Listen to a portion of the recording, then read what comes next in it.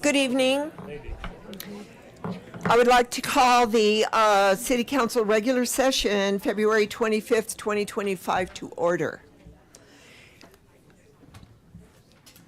The live stream of this meeting, if you're not able to come to the chambers, can be viewed at the city's YouTube channel. It can also be viewed at Longmont Public Media .org/watch or on Comcast channels 8 or 880. May we have a roll call, please? Absolutely. Mayor Peck? Here. Councilmember Christ? Present. Mayor Pro Tem Hidalgo-Ferring? Here. Councilmember McCoy? Councilmember Popkin? Here. Councilmember Rodriguez? Here. Councilmember Yarbrough? Here. Mayor, you have a quorum. Thank you. Let's stand for the pledge. Pledge allegiance to the flag of the United States of America and to the republic for which it stands, one nation under God, indivisible, with liberty and justice for all. As a reminder to the public, in accordance with the Council's rules of procedure, the rules for providing public comment are as follows. Only Longmont residents and employees of the City of Longmont may speak during the first call public invited to be heard. You must provide your name and address on the sign-up sheet before the meeting, or I will not call your name. Each speaker is limited to 3 minutes.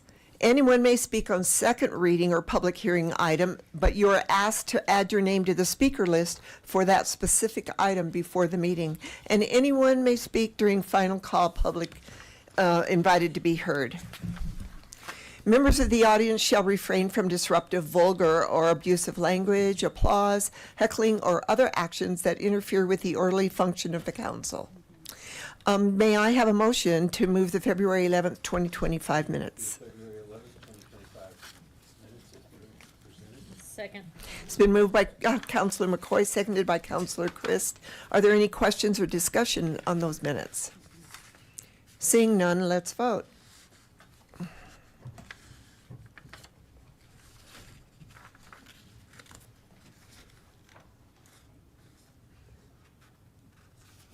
Who are you waiting for? I'm having system login issues, so I vote in favor. Okay. Thank you. Recorded. That passes unanimously. Thank you.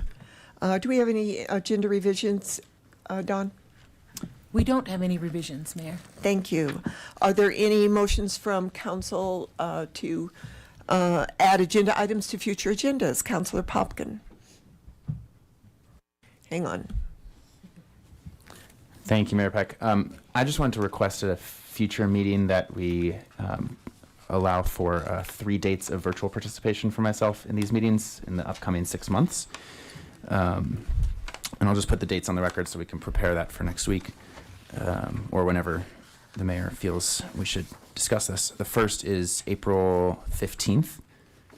That's a Tuesday night, April 15th. And then it would be July 29th and August 5th. I Okay. have professional conflicts with my day job there, and I'll be out of Okay. town. Thank And you. that's a motion to put it on a future agenda. Yes, so moved. Okay. All right, that's been moved and seconded, moved by Councilor Popkin, seconded by Councilor McCoy, to add to a future agenda for him to be able to remote into our meetings, attend virtually. I would like to have a friendly amendment or just add to that I would like it to be, the vote for that to be on the next meeting, if that's possible. Okay, great. Thank you. Is there any discussion? Seeing none, let's vote. Whoops, there we go. You vote in favor. That carries unanimously. The next thing on our agenda item is our city manager's report. Do you have a report for us? No report, Mayor, Council. Okay, we have no special reports or presentations, so we're at first call, public invited to be heard. The first person, remember that we need your name and address, and you have 3 minutes. The first person on the list is Michael Bailey.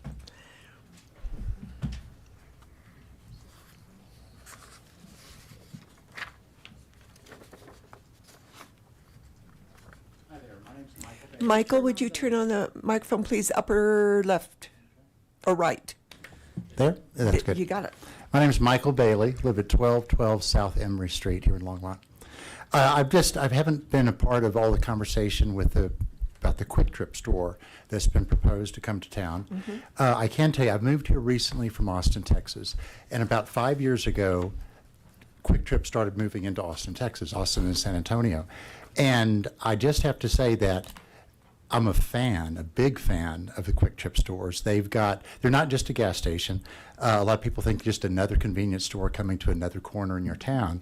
But what I've found is they have a tremendous focus on service and quality food and things like that.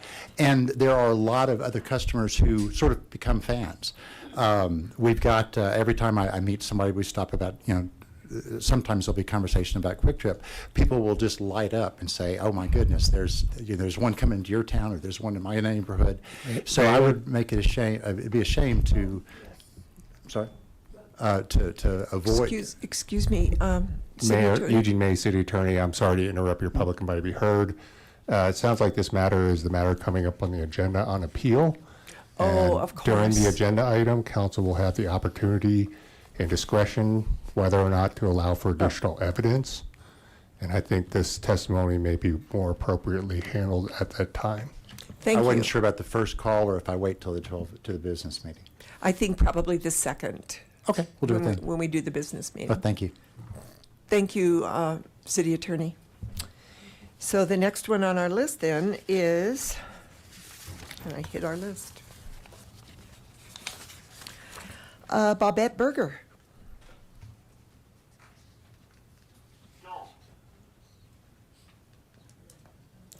I'm sorry, is there a ghost in there?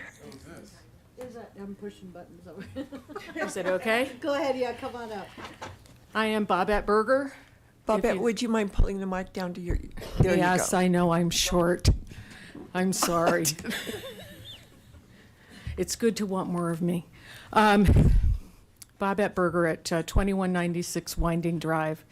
And if you're getting picky with the real name, Bobette is my middle name and John, Jon, is my first name. Last week it was brought to my attention in a discussion with another neighbor that we had some questions about a home sale that had happened, and discovered that one of the family homes in our neighborhood, which is a tight little neighborhood, near Rough and Ready Park, near Alpine Elementary, and it has been rented out as a sexual offenders facility. We were not notified of this. And in a location where there are so many children and women and men and families that are using the park and going back and forth to school, we're very, very concerned about this. We were never made aware of the decision. I don't know how decisions got made for that and how permissions were given, or maybe they weren't. I don't know. But we're concerned for so many things, the welfare of others as ourselves, as well as ourselves, and concern for home values. And it's just been such a surprise, and I thank you that I'm able to be here and talk about this so quickly, because we found this out last Monday. So thank you for your time. Thank you, Bobette. Charlotte Iverson.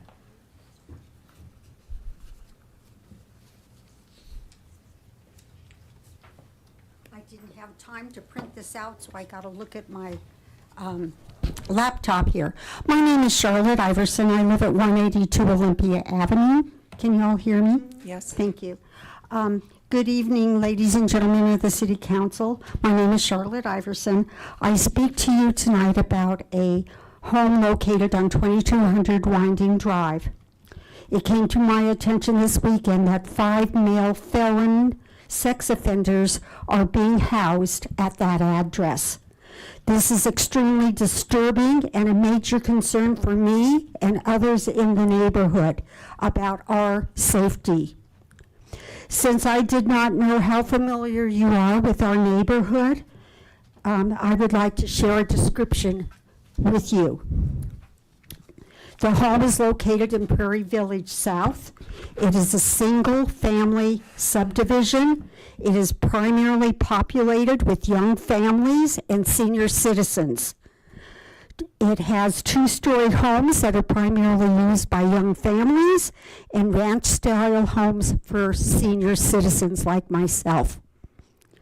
The location, the home in question is about 100 to 150 feet from Rough and Ready Park, a small neighborhood park where children play soccer, etc., and school-age children access Alpine Elementary School to go to and from the school.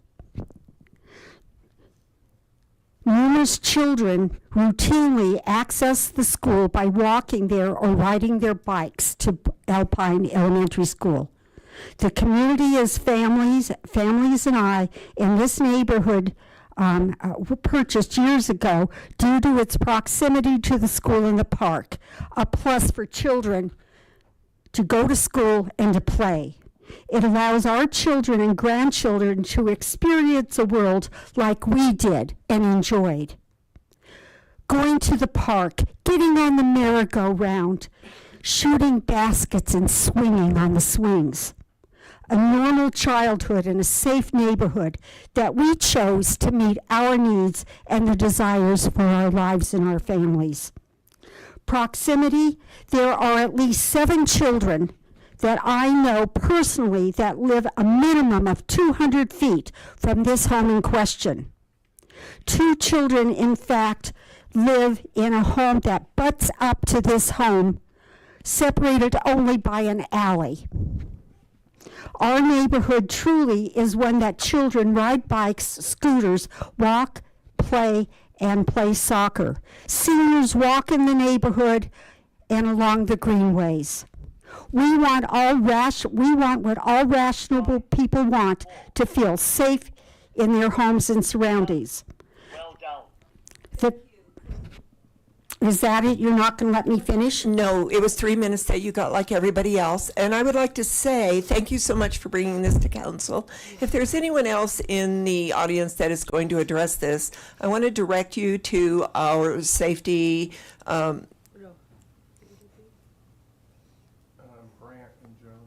Okay, to our Assistant City Manager, Joni Marsh, as well as our Planning Department, Grant.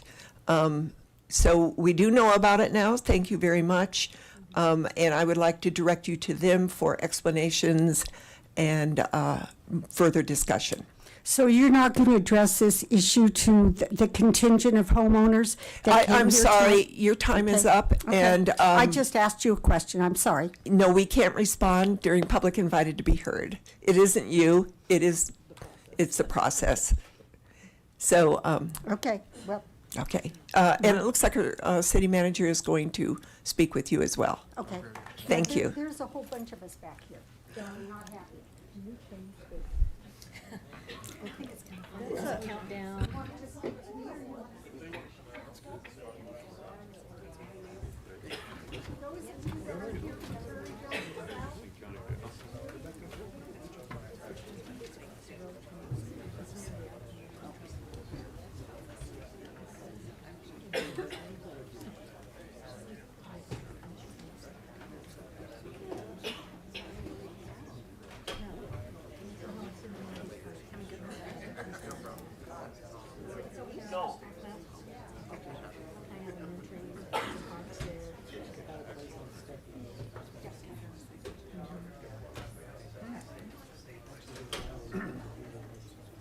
Okay, we're going to continue now with our list. Virginia Schuster.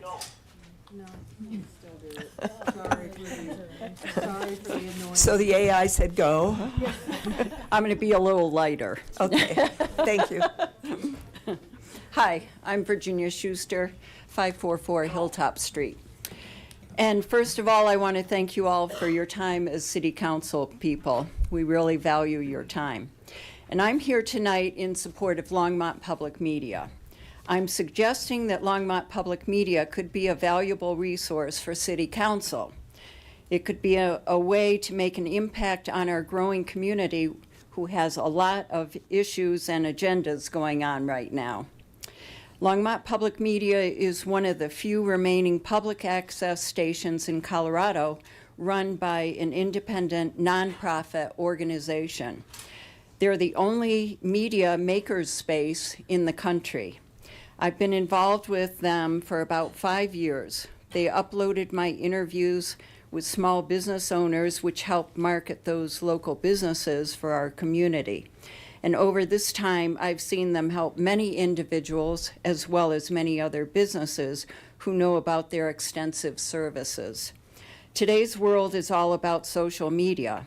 So not only is Longmont Public Media on Channel 8, they're also on YouTube, Facebook, LinkedIn, and I believe more. So social media is the modern way to bring this community together. So I've printed out for you, and I know Diane, maybe I'll give it to her to share with you, Sergio's list of many benefits. It's a whole page, and contact information about the various roles on how Longmont Public Media could bring together our community, including cost savings for the city. So Longmont could be the example across the country on bringing communities together. Thank you. Thank you. John Fisher? He must be part of the group outside. Greg Morrissey. Good evening, City Council. Greg Morrissey, 1648 Harvard Street here in Longmont. I got a couple issues. I was on the your website tonight, and your photo needs to be updated. You're working on it? Okay. And the other thing I want to bring up is these power poles and lighting poles throughout the city of Longmont. They've been there for many, many years. Some of the ones I've walked by need some repair. And I'm wondering how long they're going to be there. Is there a process, or you're looking into updating them, making them more modern and making them more light? Because they've been for a long time. The rust on some of these devices is pretty bad.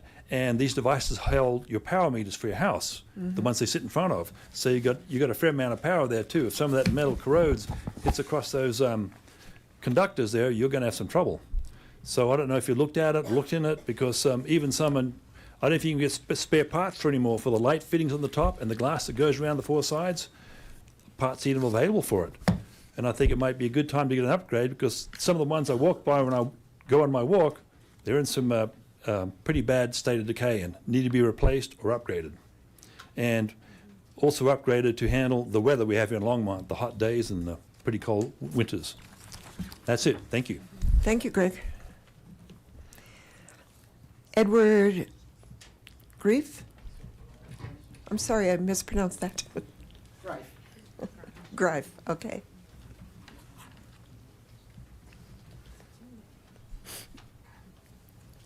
Edward Greif, 6024 St. Vrain Road, Longmont.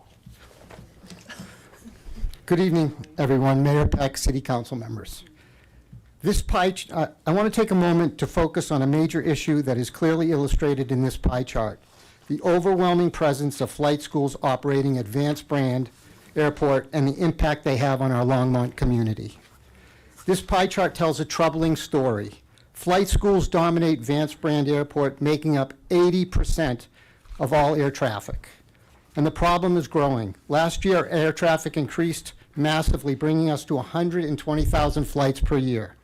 That means, assuming they fly 330 days a year over a 12-hour flight window, a plane takes off or lands every 4 minutes. Imagine that. Every 4 minutes, another airport is disrupting our community, but we don't imagine it. We live it. At the current rate of increase, we'll have operations every 3 minutes, around 230 operations a year. The FAA suggests traffic patterns for planes which have not been respected. Flight schools should never extend more than a half mile from the runway. They are not to fly below 1,000 feet. The flight schools have blatantly violated these rules and have not been accountable in any way. As well as noise and lead pollution, there's a significant safety risk. Small aircraft crash 5 to 8 times a day nationwide, nearly 3,000 times a year, many involving student pilots practicing low-altitude maneuvers. More training flights mean more mistakes, more risks, and a higher chance of accidents over our homes, our parks, and our schools. This is most critically underscored by the fact that there's absolutely no air traffic control tower or controllers at this airport. We have planes using runways every 4 minutes, and they're being fully orchestrated by student pilots communicating over radio, all vying for their own space over 180 times a day and growing, as I stated earlier. The data is clear. Vance Brand is no longer a municipal airport. It's a high-traffic training hub that puts Longmont at risk. And the worst part, 90% of these flight schools come from outside municipalities, meaning Longmont absorbs all the noise, all the pollution, and all the risk while gaining none of the financial benefits. The city is facing every single one of these drawbacks presented by flight schools, every single risk, while reaping none of the benefits. The problem is not hopeless, though. We propose, as well as limits on training hours and flight caps, that the institution of a landing fee could show critical benefits and signal to flight schools that our airport isn't a tool to be abused at our expense. The airport needs the revenue from landing fees to become self-sufficient and eliminate the need for FAA grants. Longmont should not suffer so the flight schools can profit. Let's stand together and demand real change. Who's more important to Longmont? The flight schools or the wonderful people of Longmont? Thank you so much. Thank you. And thank you for the illustration. Oh, you're more than welcome. Scott Stewart. Mayor Peckman, members of the council, Scott Stewart, 229 Grant Street. Go. The airport lacks a plan to be self-sustaining. It continues to rely on obligated grant funds. When the airport was first conceived, it was simply an airfield for local users, but built just outside of town. We are no longer a small sugar beet farming town with an airplane hobby. This strip of land was never intended to accommodate what is happening today. Modern airfields and airports are typically 1,000 acres plus, not less than 300. We are not built, and they are not built within 3 miles of city center. Longmont Airport sometimes falls into the conversation that it's part of the national airport system. The FAA guiding principles for national airport systems are already being met in Longmont without the Longmont Airport. These principles say that an airport should be within 20 miles of a population center. Longmont has that twice over. Fort Collins, Loveland, Jeffco both meet the principles of the FAA principles. These nearby larger airports have longer runways, crosswind runways, and tower controls. They are far better equipped to handle increased traffic. When the Longmont Airport was conceived, the impact was nowhere near what the airport is trying to become. Longmont doesn't need to be the jet hub for Boulder County or the free-for-all for the landing spot or free-for-all landing spot for all the small aircraft that don't spend any time or money on the ground in Longmont. If you spend some time reading the master plan or listening to the airport advisory board discussions, growth of this airport and jets is the airport community vision of the future. I can appreciate the enthusiasm of the airport community, but the airport operational increases are often in conflict with the current community and the growth and development of the city. Longmont does not even have control of its own airport because we continue to take obligated grant money. I ask you to do the future councils a favor. Stop taking obligated grant funds and create revenue stream that allows the airport to pay its own way. 20 years from now, City Council or the voting public will be able to make their own decision on what happens with the 261 acres and the surrounding land without being told by the FAA what they can and can't build in their own town. Thank you very much for your time. Thank you, Scott.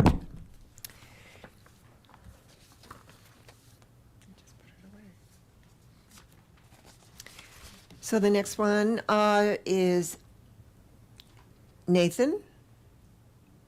Nathan, I am not going to mess up your last name. Is there somebody, Nathan? I think he must be part of the group outside. Adam LaPlante. He's outside. Anne Choquette, Jeremy Goss, Alex Littman,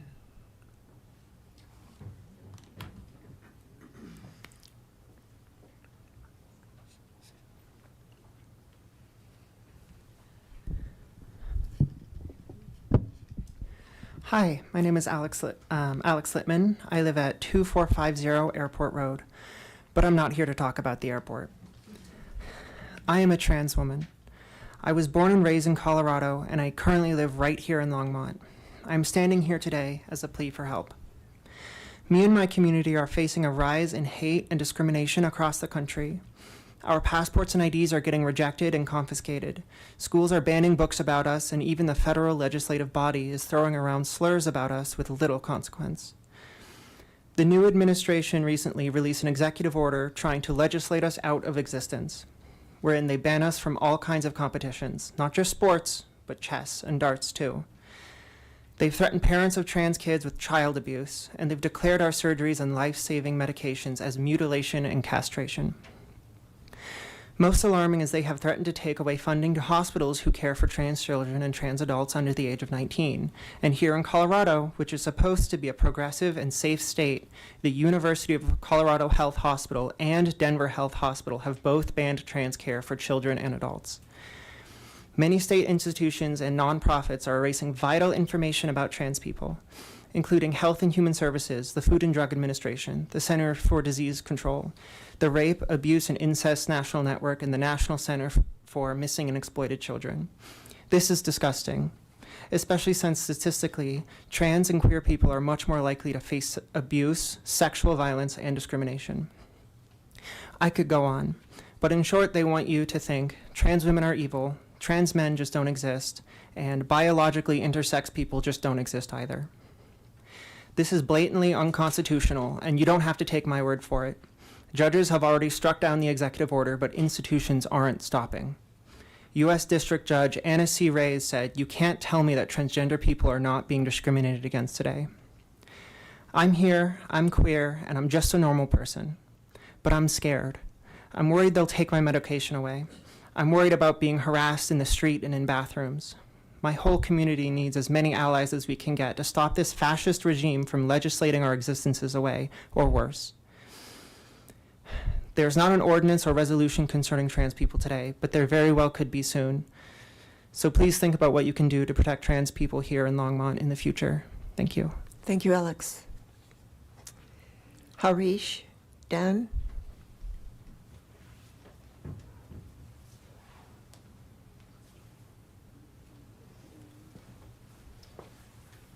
My name is Harish Dand, and I'm owner of the Hilton Garden Inn on 470 South Martin Street. And I'm here for council's positive consideration for Longmont Tourism Incentive District. We are trying to assess 2% tax to the visiting people so we can invest in the marketing and advertising for the Visit Longmont. And it's not only going to benefit the hotels with more people coming and staying with the marketing that we do, but it will benefit the city of Longmont because these people, when they come here, they buy the food here, they buy the gas here, they buy the restaurant supplies and everything. So I'm here for council to consider that as positive in their upcoming meetings. Thank you. Thank you. Catherine Loskeep?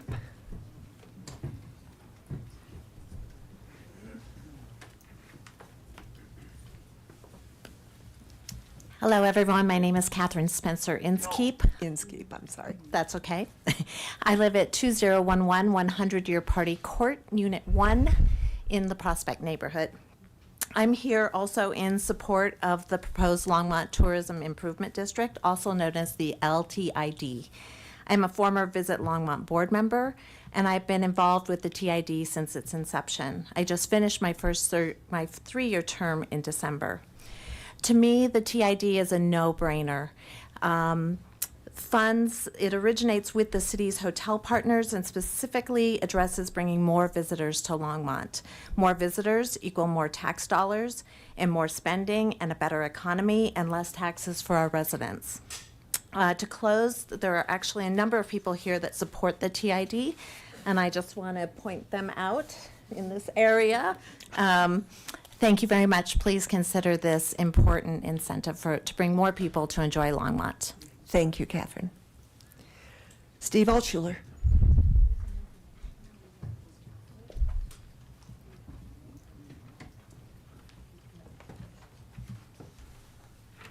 Good evening. Steve Altshuler, 1555 Taylor Drive. All right, I'm going.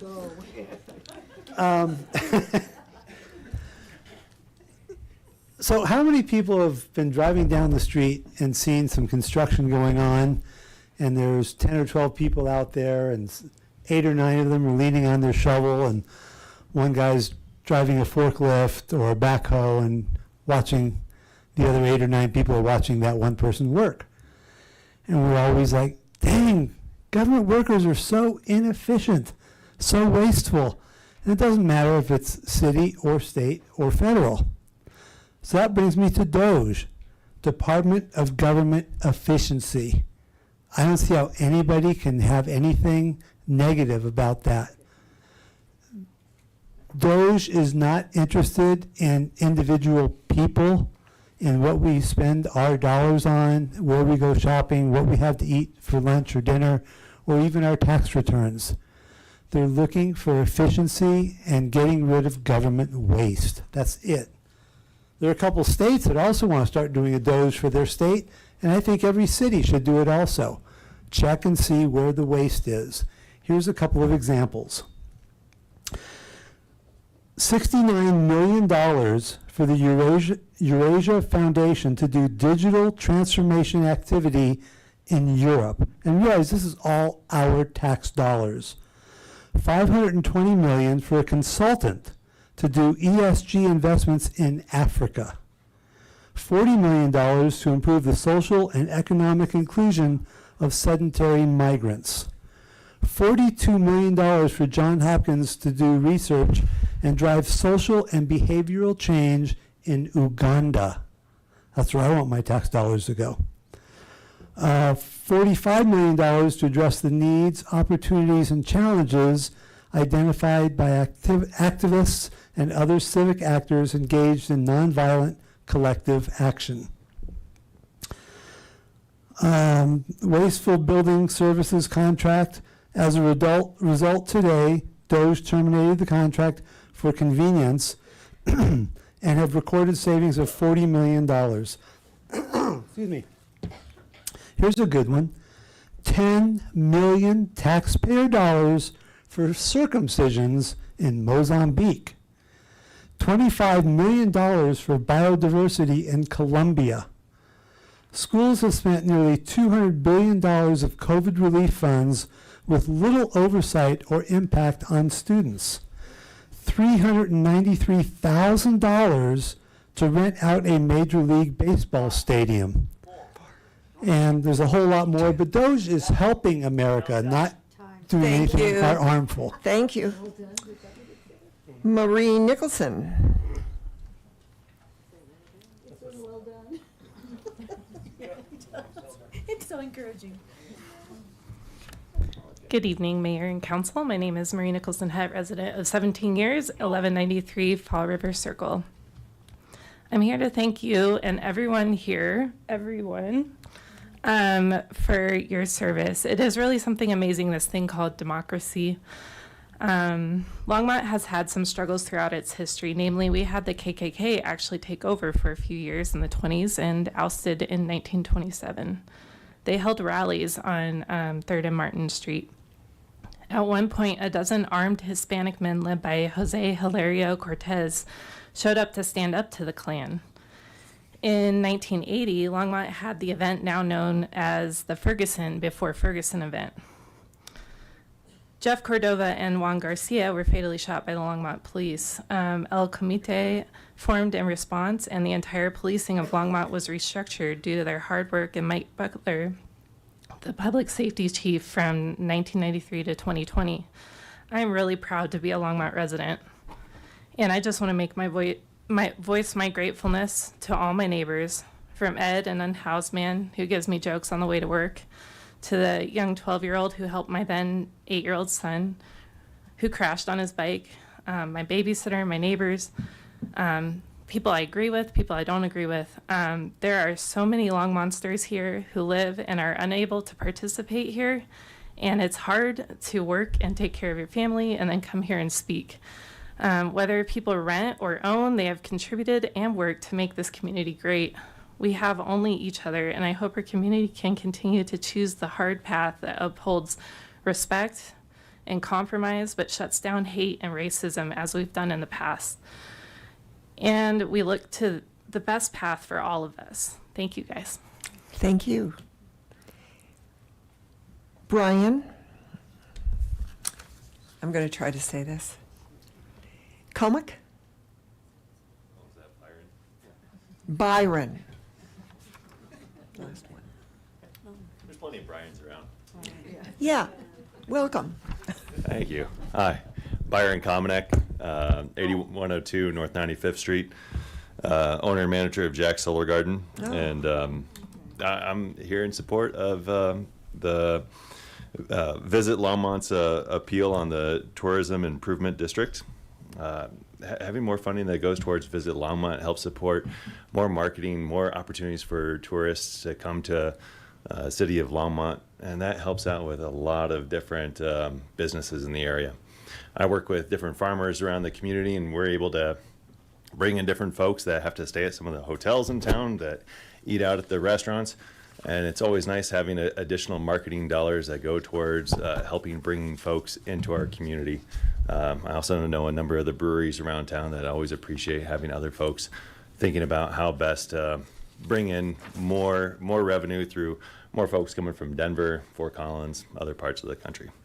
I'll also say I was a diplomat with the U.S. Agency for International Development serving in Mozambique, and our dollars, our federal dollars, happen to go towards helping make our country more secure. So, Right. Thank you all very much for your time. Cheers. Thank you, Brian.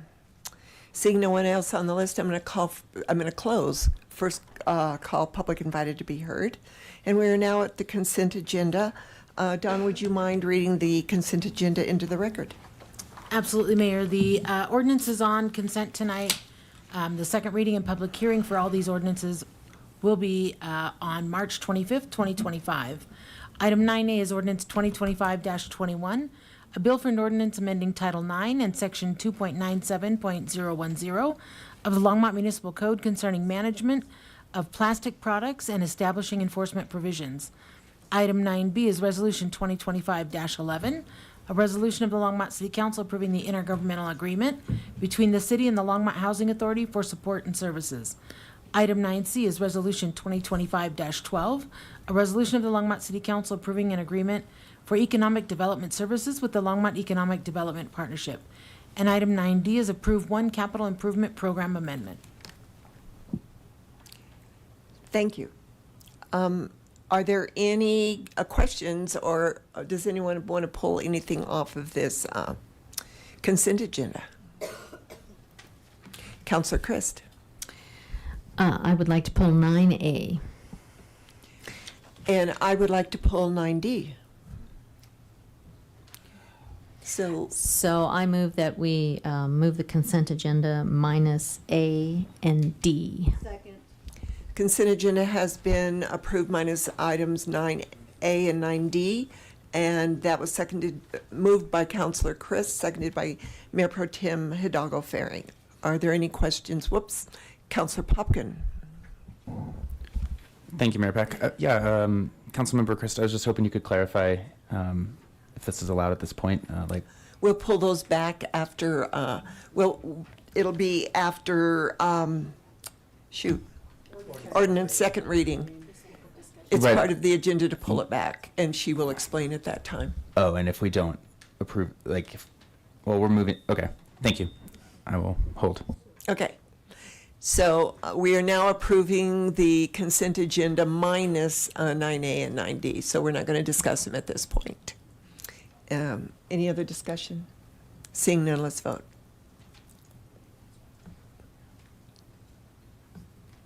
And that carries unanimously. We are now at ordinances on second reading and public hearings on any matter. The first one is 2025-18.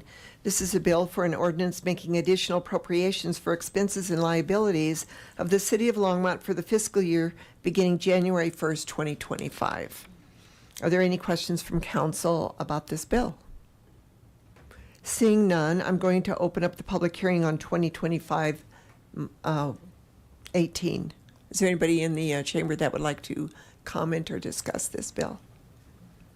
Seeing no one, I'll close the public hearing and ask for a vote.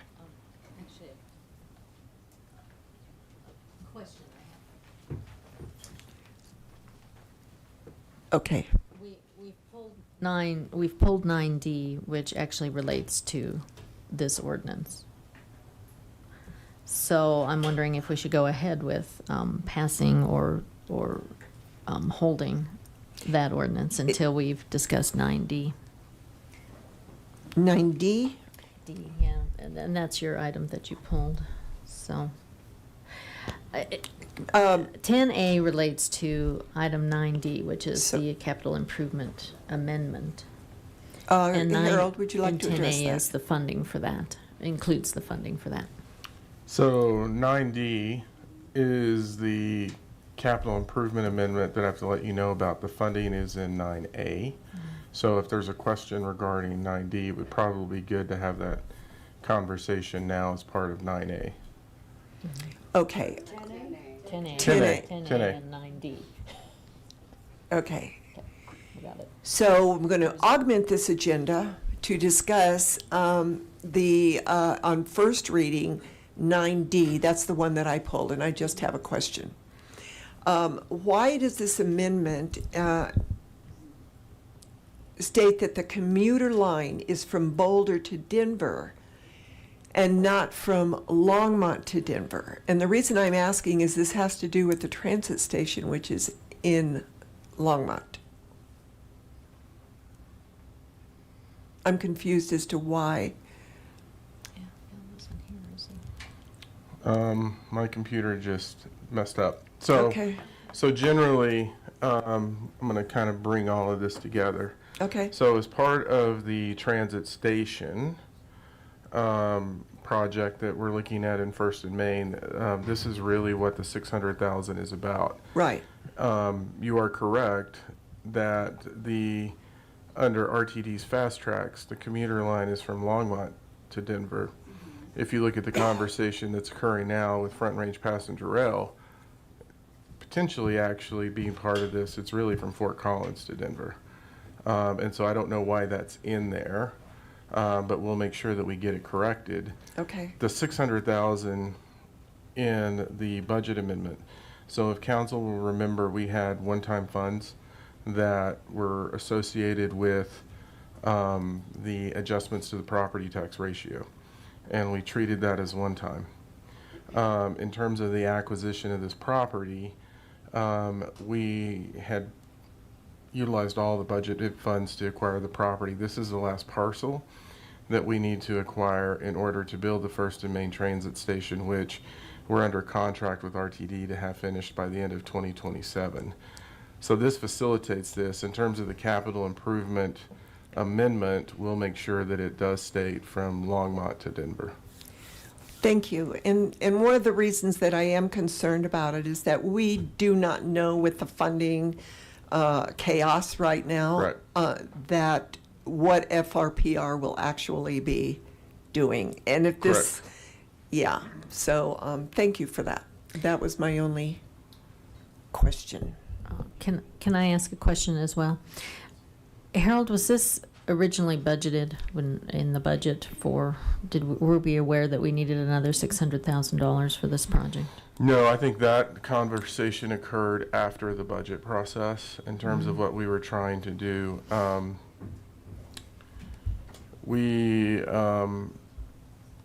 Trying to remember back in time. We were going through an evaluation on the property, and it was just taking a long time to get responses. When we finally got a response, based on the timelines that we had, it necessitated this decision. Teresa, how much do we have in that account? Can you come up and help me with this? I want to say. Yeah, that's the second part of my question is there something we have to give up to do this? No. Or does it put us in a pinch in any way? No, this is one-time funding that was available in the budget, so we couldn't use it for ongoing issues. And so there's nothing that we're having to give up on this. So it wasn't encumbered? Correct. Okay. That's why we're having to run the budget amendment through. And it was held in where's Teresa? I'm right here. You want to come up and help me? It was, what account did we put the one-time funding in? It is in the general fund non-departmental. Yeah, so it was in the non-departmental account, so then we're taking the 600,000 out of the non-departmental account and sliding it into this account to finish the acquisition of property for First and Main Transit Station. Yeah, the total of $2.6 million in one-time property taxes was included in the 25 budget. So that's why you're not seeing it in the appropriation. It is appropriated dollars. So as he mentioned, we're just moving it from a non-departmental account number and into the project. Okay. Okay. We had moved a few items into the general fund that aren't normally there, and I just want to make sure that those are not put at risk. They're not, because this is one-time funds, what we moved in, if you're talking about the public safety positions, we actually utilize ongoing dollars for those. Okay. Okay. Thank you for the clarification. No problem. Okay, so we'll go back then to items on second reading, and we'll deal with the first reading agenda and how we move that after this. All right, so no one on public hearing, so I'm going to close the public hearing for 2025-18 and ask for a motion. I move 10A, 2025. Second. It's been moved by Councilor McCoy, seconded by Councilor Christ. Let's vote.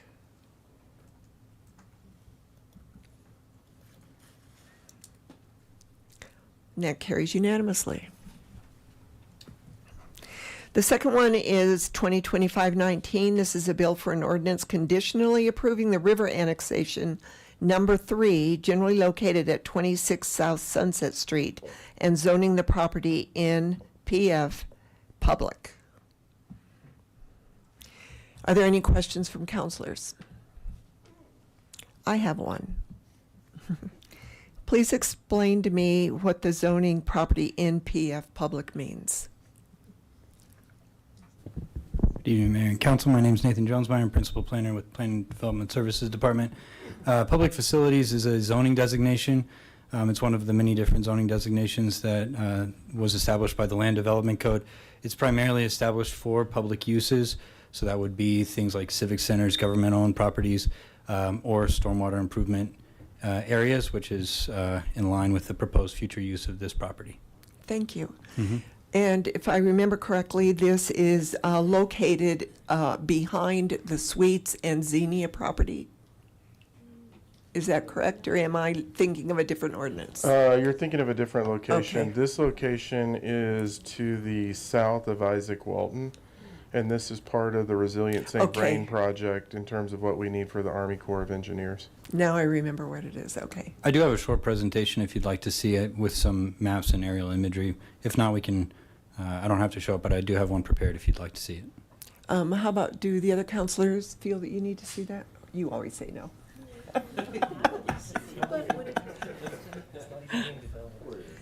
Okay, thank you so much, but it doesn't look like we need to see that. Perfect. Seeing no other, Counselor Popkin.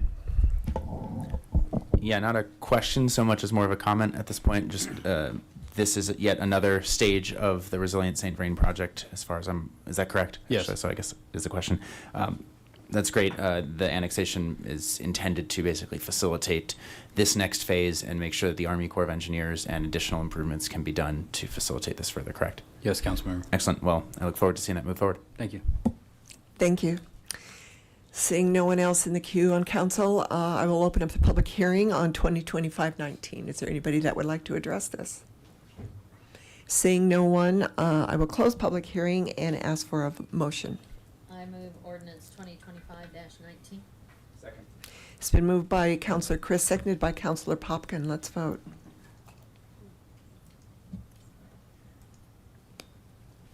And that passes unanimously. The next bill is 2025-20. It's a bill for an ordinance authorizing the City of Longmont to lease the real property known as Vance Brand Municipal Airport Hangar, Parcel H46, the premises, to Keystone Aerial Surveys, Inc., the tenant. Is there any discussion from or questions from council? Seeing none, I'll open up the public hearing on 2025-20. Is there anybody in the chamber that would like to address this bill? Seeing no one, I will close the public hearing and ask for a vote. A motion. I'll move 2025-20. Second. It's been moved by myself, seconded by Councilor Christ. Let's vote.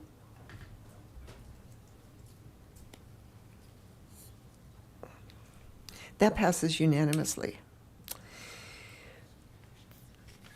Now we are at items removed from the consent agenda, and since the item I removed was already answered, I'll turn it over to Councilor Christ. And there you go.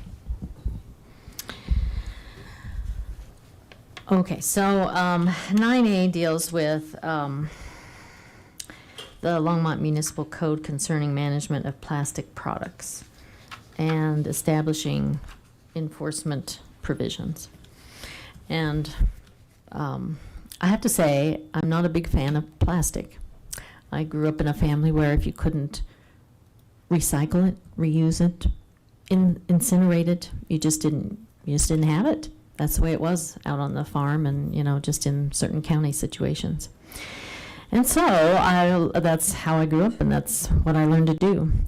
And I guess, in essence, I think we do need to control our plastic. However, I'm concerned that we are charging fees for recyclable paper carry-out bags. Now, growing up as I did, we often only got paper bags, and we used them for everything, including for mulch. And I even used them in my litter box for my cat. So I feel like that is something that the grocery stores should provide for their customers. And if they feel like that is too expensive, then they should use cardboard boxes like the Natural Grocer does or Costco does. And I think this is a bit of a burden on the city to collect 60 cents on every bag and demand all the accounting for it, so that then the stores can also get 40 cents for their bags. I think it's 6 cents. Oh, I'm sorry, 60%. You scared me. 60% of your 10 cents. So yes, 6 cents. So the items in this ordinance that relate to that are 9.90.040. And then the other sections, A through C, 4, and then it picks up again at 9.90.050. And then there's the enforcement section 2. Just seems like we could say no more plastic bags without having to make a big production out of it.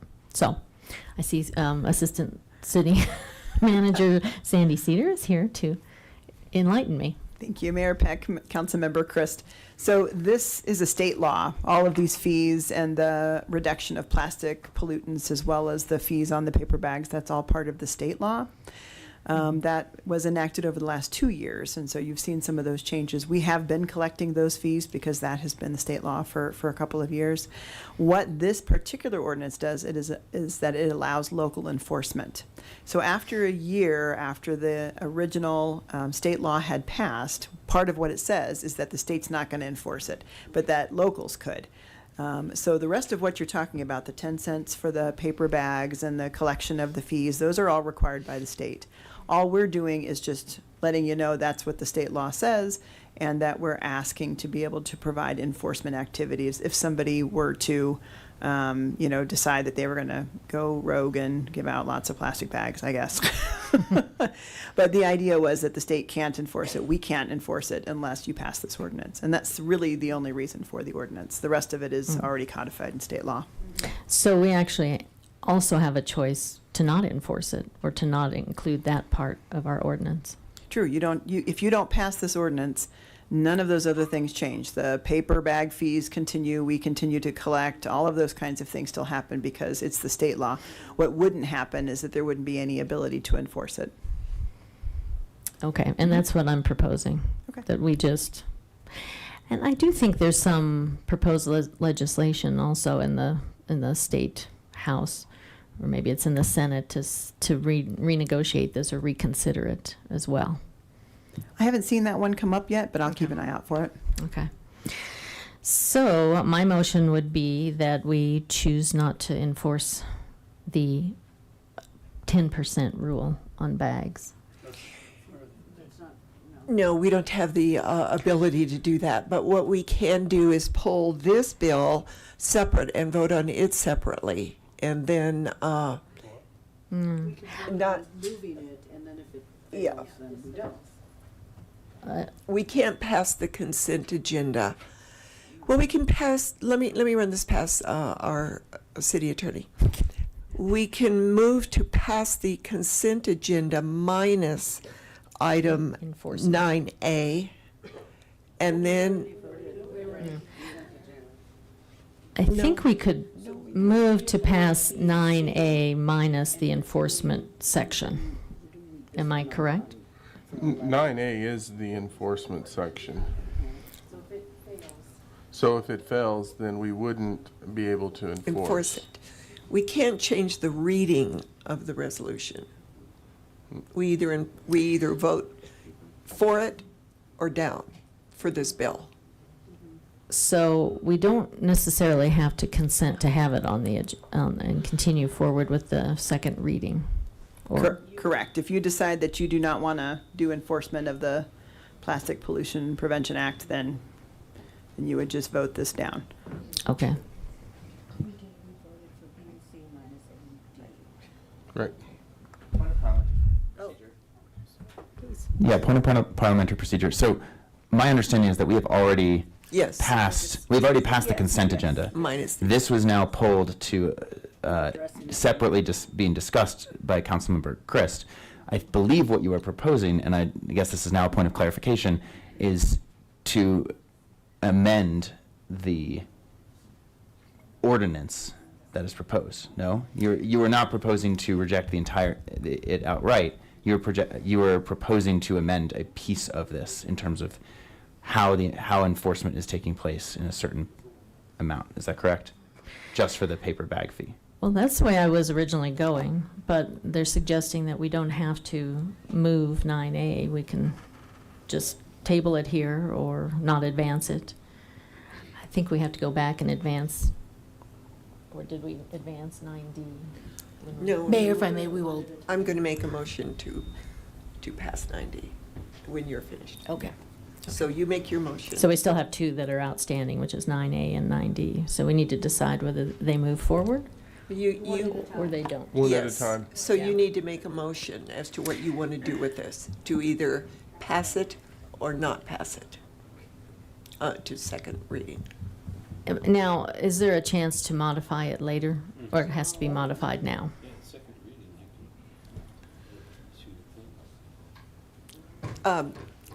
City Attorney. He's waiting. Mayor and Council, Eugene May, City Attorney. Since it is first reading, I would prefer, the best is if you have specific amendments that you would like to make. If you have ideas, you could give staff that direction and we could try to implement it upon second reading, bring back a red line. The more specific information, the better. Okay. I would like to remove section 9.90.070, which is the enforcement section of this ordinance. So I'm going to weigh in here. This whole ordinance is about enforcement. So if you remove that, there is no ordinance. Am I correct? Okay. So if you would like to amend the enforcement amount,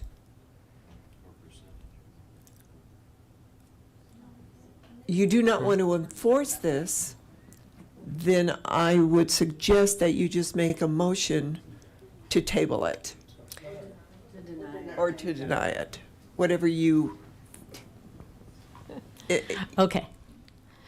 I don't read it as only enforcement, but I will make the motion to deny O 2025-21.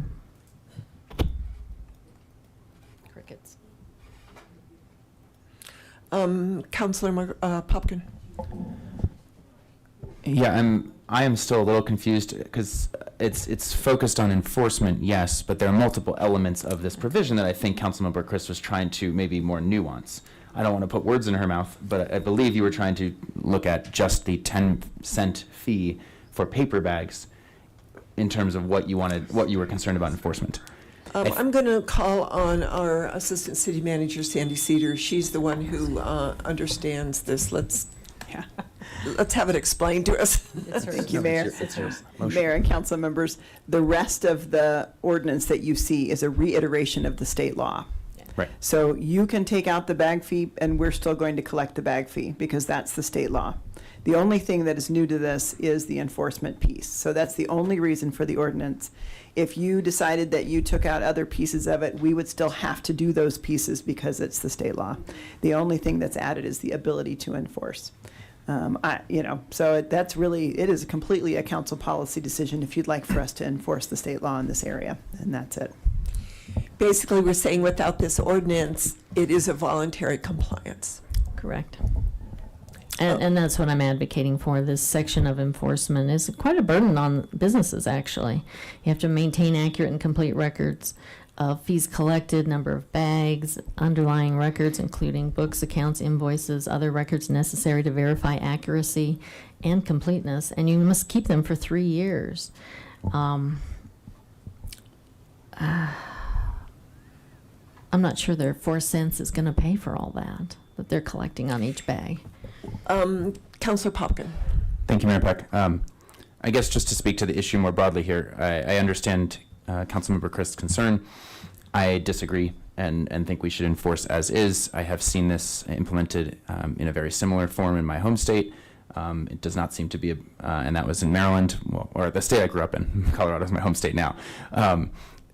It was implemented over a decade ago. It has not caused consternation to businesses and other implementation issues. It was a fee on both plastic and paper bags, disposable bags at that point.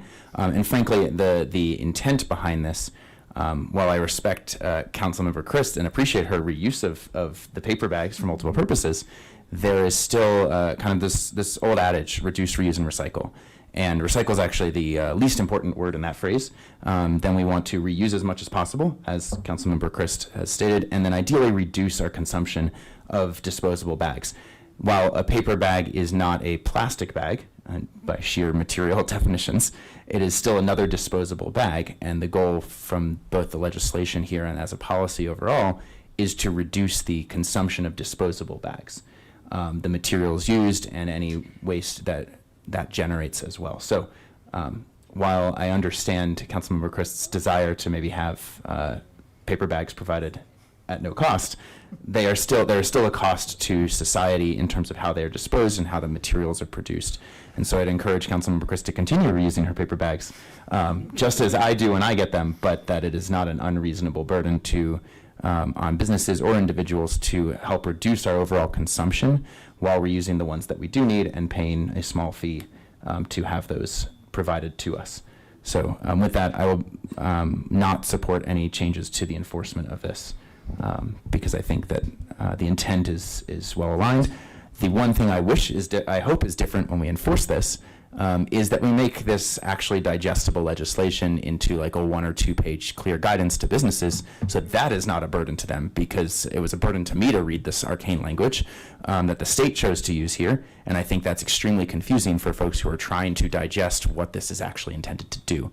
It's relatively straightforward, but some of the definitions get really gummed up in the wording of this. So I would encourage and ask staff that in the implementation of this, should it pass, that we are as clear and succinct as possible in how this is efficiently implemented and enforced. Thank you. So I'm going to end the discussion on this and call for a vote. I mean, a motion. Well, actually, the new motion, I'll remove the other motion, the prior motion, but the new motion is to move 9A forward, removing the enforcement portion of 9.90.070. Do we have a second? So that motion dies for lack of a second. Okay. I move 9A 2025, 2nd-21. It's been moved by Councillor McCoy, seconded by Councillor Popkin, to move 2025-21. Any discussion? I think we've discussed it. Yeah. Let's vote.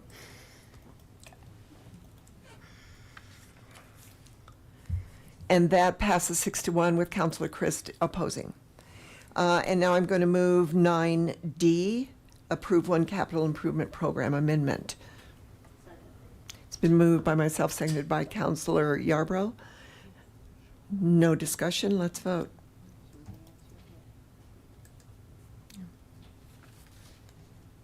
And that passes unanimously. Thanks for pulling that. That was actually good to know those details. Yeah, it bothered me. So we are now at general business. This is an appeal of the Planning and Zoning Commission decision on Quick Trip conditional use site plan and 3 specific modification requests for the proposed development. I would like to invite Kristen, there she is, to the podium. Yes. Thank you, Mayor Peck. At the time when this was received by and heard in a quasi-judicial proceeding on the Planning and Zoning Commission, I was still a Planning and Zoning Commissioner, and though I was not present for this meeting, because of the quasi-judicial nature of this and avoiding any conflicts of interest here, I am going to recuse myself from this discussion. So enjoy, and I'll see you later. All right, thank you for that. Yes. Yes. But he has to come back. Good evening and thank you, Mayor Peck and council members. I am Kristen Cody, a senior planner with Planning and Development Services. This evening, I will be presenting the appeal of the Quick Trip conditional use site plan and the modification requests. The property is located at 733 Ken Pratt Boulevard, south of Ken Pratt Boulevard and east of South Pratt Parkway, covering approximately 1.84 acres. It was annexed in 1963 as part of the Southmore annexation and is currently zoned MUC. In accordance with Envision Longmont, the property is designated as mixed-use corridor. The council is considering an appeal of the denial of a conditional use site plan for a 5,312 square foot quick trip with 16 fuel pumps and the modification requests associated with this project. On January 15th, 2025, the Planning and Zoning Commission denied the application with a 3-2 vote, citing concerns about the lack of diverse uses which is in the MUC, which is mixed use corridor, zone, and requested modifications. Those modification requests include an increase in site lighting, so an increase in the overall site lighting to 2.26, where 2 is the maximum allowed, and an increase in the lighting in the fuel area to 10.67 foot candles, where 10 is the maximum allowed.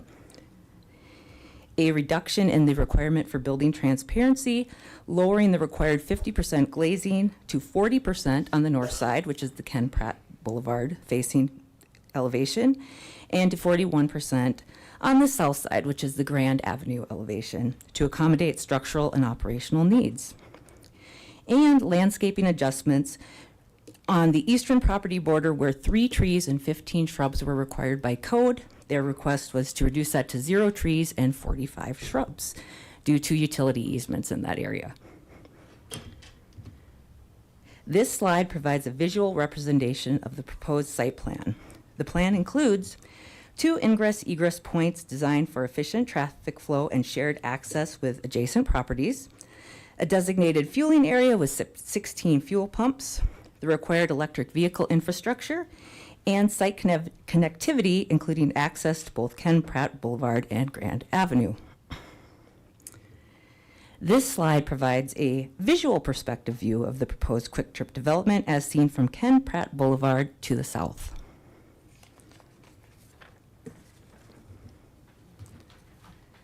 This slide provides an aerial perspective view of the proposed Quick Trip development, showing its layout in relation to the surrounding properties and infrastructure. The application was submitted to the city in May of 2023, initiating the review process. The Planning and Zoning Commission held a public hearing on January 15th, 2025, where both the application and modification requests were denied. Following this decision, the applicant filed an appeal on January 22nd, 2025, bringing this request before City Council this evening.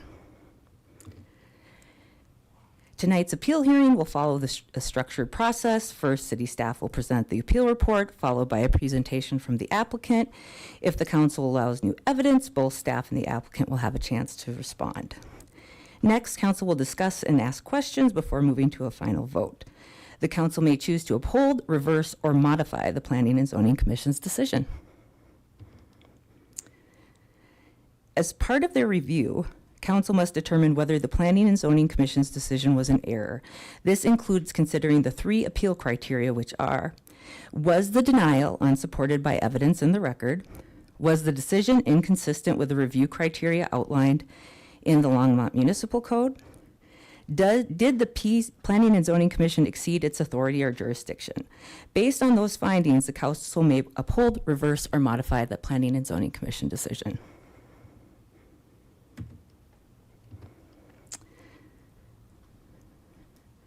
This slide discusses the notification requirements. Notification was completed in accordance with the Longmont Municipal Code requirements. Tonight, as I previously stated, the council has 3 options: uphold the Planning and Zoning Commission's decision, concluding that the applicant appellant did not demonstrate that the decision was an error; reverse the Planning and Zoning Commission's decision, finding the applicant apparent provided clear and convincing evidence that the decision was an error; or modify the decision based on the findings from this evening's discussion. This concludes my presentation. City staff is available to answer any questions you may have. Thank you. Thank you, Kristen. Do we have questions for city staff from council? Seeing none, the appellant gets to have 15 minutes as well to make their case. Is there anyone here from Quick Trip? Oh, I see a couple.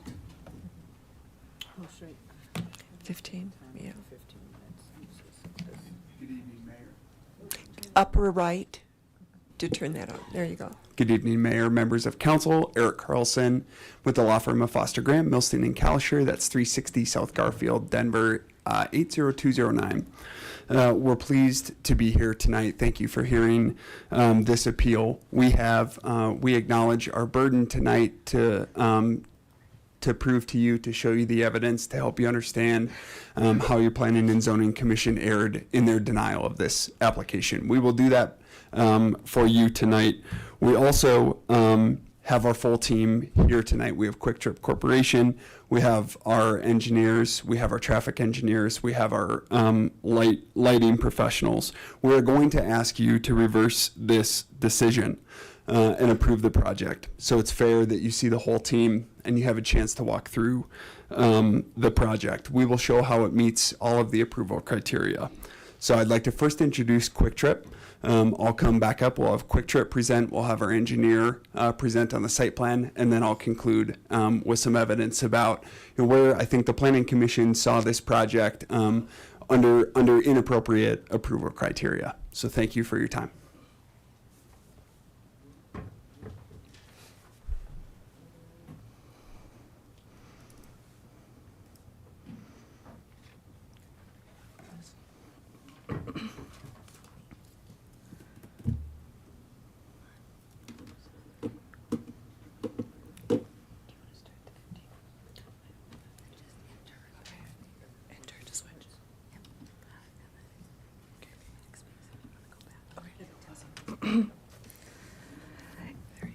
Good evening.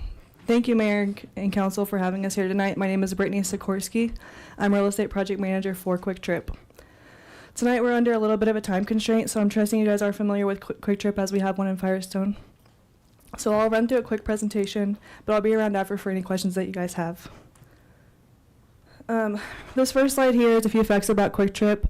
A few things I want to highlight is we've been around since 1958. We have a little over 1,000 stores all over the U.S. employing about 26,000 employees. Each new location creates an average about 20 new jobs, which we look to hire citizens of Longmont. And then I'd also like to highlight our pay. Store manager salary is $100,000 a year, and then average entry-level assistance is $55,000 a year. Here's a photo of our store. One thing I'd like to point out here is, if you notice, there's no line. The store is very clean and merchandised. Our coffee offer and our donuts. Our donuts are made fresh daily as well. Here's another photo of our store. I'd like to point out that we do sell normal convenience store items, roller grills, energy drinks, chips, and jerky, but we also have healthy items ready to go and grab, such as salads, sandwiches, and wraps. Another awesome thing about Quick Trip that separates us from our competitors is we like to stay up to date with our technology. If you see here, we have fryers that we're installing at some of our stores, our coffee bar there that I think we do have at the Firestone location at this point, and our fresh tea made to brew however you'd like it. So yes, we are a convenience store with fueling station and EV chargers, but we understand that in the future, the demand for gas may decrease. With our 5,300 square foot building, about 3,000 of that is dedicated to fresh food. We offer made-to-order personalized items as well as grab and go for more warmer for the folks that are in a hurry. I hope you guys had dinner for these next few slides. Here's our offer for grab and go. Frappes, cold brew, Red Bull infusions like some of our competitors offer. Breakfast items, lunch items, and fresh made sandwiches to go, personalized like Subway. And we also have those ready to go for people who are in a hurry.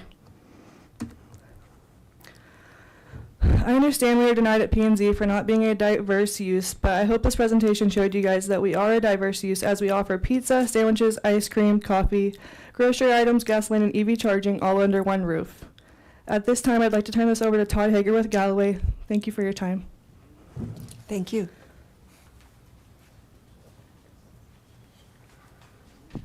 Good evening, Mayor and City Council. I am Todd Hager with Galloway.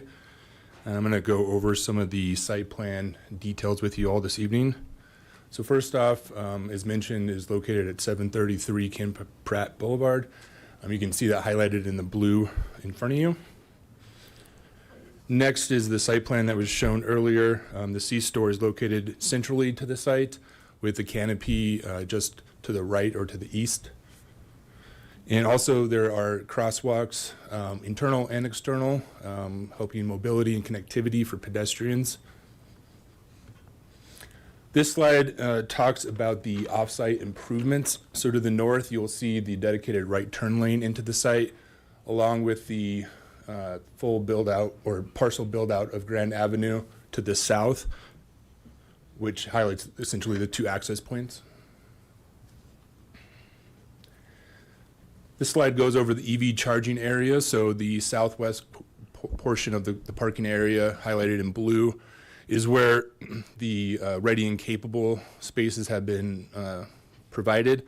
This is up to 18 potential spaces. Here are the building elevations. I just wanted to show these real quick just to show that there is a cohesive 360-degree architecture throughout the site. The following slide is for the canopy, continuing the similar architecture features and materials. You also will see the trash enclosures on the bottom center as well. This is the perspective that you all saw with staff's presentation, but basically I wanted to show this to show the whole entire development, both on the subject property and off-site, as mentioned. So not including the 3 administrative modifications, all planning code requirements are being met and satisfied. Here's just a few more. You guys saw this one. This is just from Ken Pratt looking south. This one is from Grand Avenue looking north. So the C-store's on the left, Canopy's on the right. Here is the view from the east. And here's more of like a little internal view that's looking to the southeast. So this slide just kind of goes over the notification that was required for the Planning Commission. So there was a 1,000-foot radius requirement for all mailings in parcels and properties surrounding the subject property. 299 mailings were sent out at the end of December, and no public testimony was given during that Planning Commission hearing. I'm going to touch just on this conditional use request since it is a conditional use site plan. So section 15.02.060, as you see in front of you, have 7 criteria that are kind of a summary of those criteria. All of those criteria for conditional use have been met. This was achieved by working closely with the planning and city staff throughout the duration of this project. And I'm going to go through the 3 administrative modification requests. So the first one is transparency. This is for the north or front elevation and also the south and rear elevation. The justification here is to accommodate structural needs and ensures cohesive design. The second one is lighting or photometric. And this is to enhance safety and visibility for all users. That includes employees and also customers that frequent this site. Part of the QT lighting program incorporates downcast, full, cutoff, and shielded lighting. And you can see here, this is a example of the lighting at nighttime for this subject property. No light spillage towards any residential development, which would be to the southwest in this property. All right, and then the last one is landscaping. This is the 3rd requested modification. And this is due to the site constraints for that utility easement that was mentioned earlier. So this perspective shows a really good view of all those shrubs, those 45 shrubs and 0 trees. Trees were essentially not permitted to be planted along that easement line. And I just wanted to go over the Longmont staff recommendation during that Planning Commission hearing. So this is pulled directly from the staff report, which recommended approval not only for the conditional use site plan, but for all 3 modification requests as well. And I believe that is my time, and I'll hand it over for the remainder of the presentation.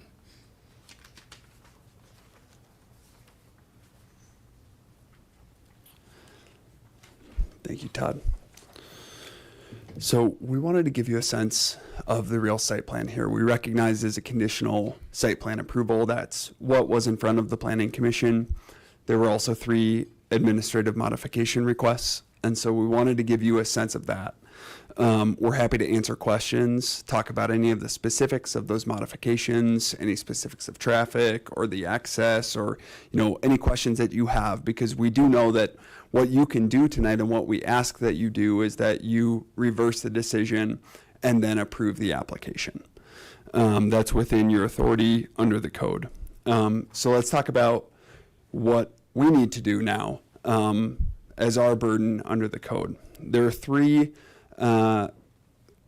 ways in which the Planning Commission can err in their decisions here. First, the decision can be not supported by competent evidence in the record.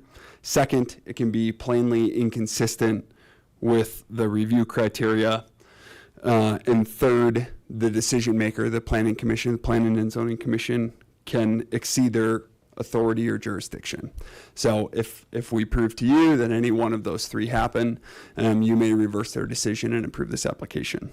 Here we actually meet all 3. And let's start with a few things for you. So the Planning and Zoning Commission's decision was inconsistent with the approval criteria because we in fact meet all of the approval criteria for all of these applications. These are the Planning Commission's justification, their sole justification up on your screen here is that the project does not represent an adequate diversity of uses within the MU zone district in which it is located.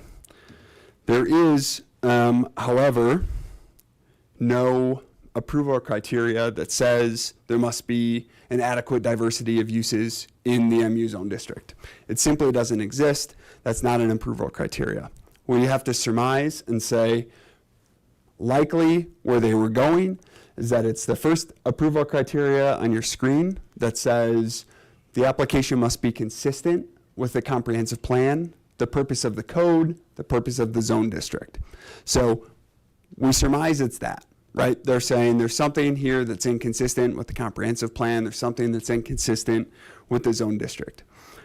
I'd like to start with the purpose of the mixed-use corridor zone district because it says, among other things, its purpose is to promote a wide range of uses, including attached residential, professional office, and general commercial goods and services that serve residents and businesses, as well as, and I emphasize here, complemental uses to support travelers. We know Ken Pratt Boulevard is a heavy traffic corridor. We know that there are a lot of uses here that serve vehicular access. We look at the comprehensive plan, perhaps they were saying, well, there's a goal 1.2A says must strive for a balance of uses. Perhaps that's, what they saw in the comprehensive plan that they felt maybe didn't meet criterion A. It's the only finding that we have. However, there is a vast diversity of uses.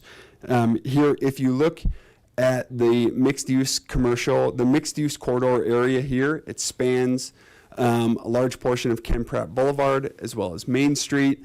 There are many uses, a wide variety of uses. We have townhomes, single-family homes. We see retail and services. There are multiple salons, several coffee shops, many auto parts stores, many restaurants. So I think you see where I'm going. We have multiple of many of the same uses here, right? So as the Planning and Zoning Commission cite to, well, there's 3 other gas stations here in somewhat of a proximity. Well, there are several restaurants. There are also several restaurants. There are also several coffee shops. There are also several salons. So the existence of of a few other uses, not to mention the fact that Quick Trip is in fact, distinguishable from these other uses. One of the gas stations that's on the other side of Ken Pratt Boulevard is associated with a grocery store. We know that's not the same use. It's a canopy on the opposite side of a grocery store parking lot. There's a convenience store, 7-Eleven, close to it. They don't offer fuel. They don't offer electric vehicle charging stations. There is a Circle K that offers both fueling and a convenience store. They don't have the same fresh food options.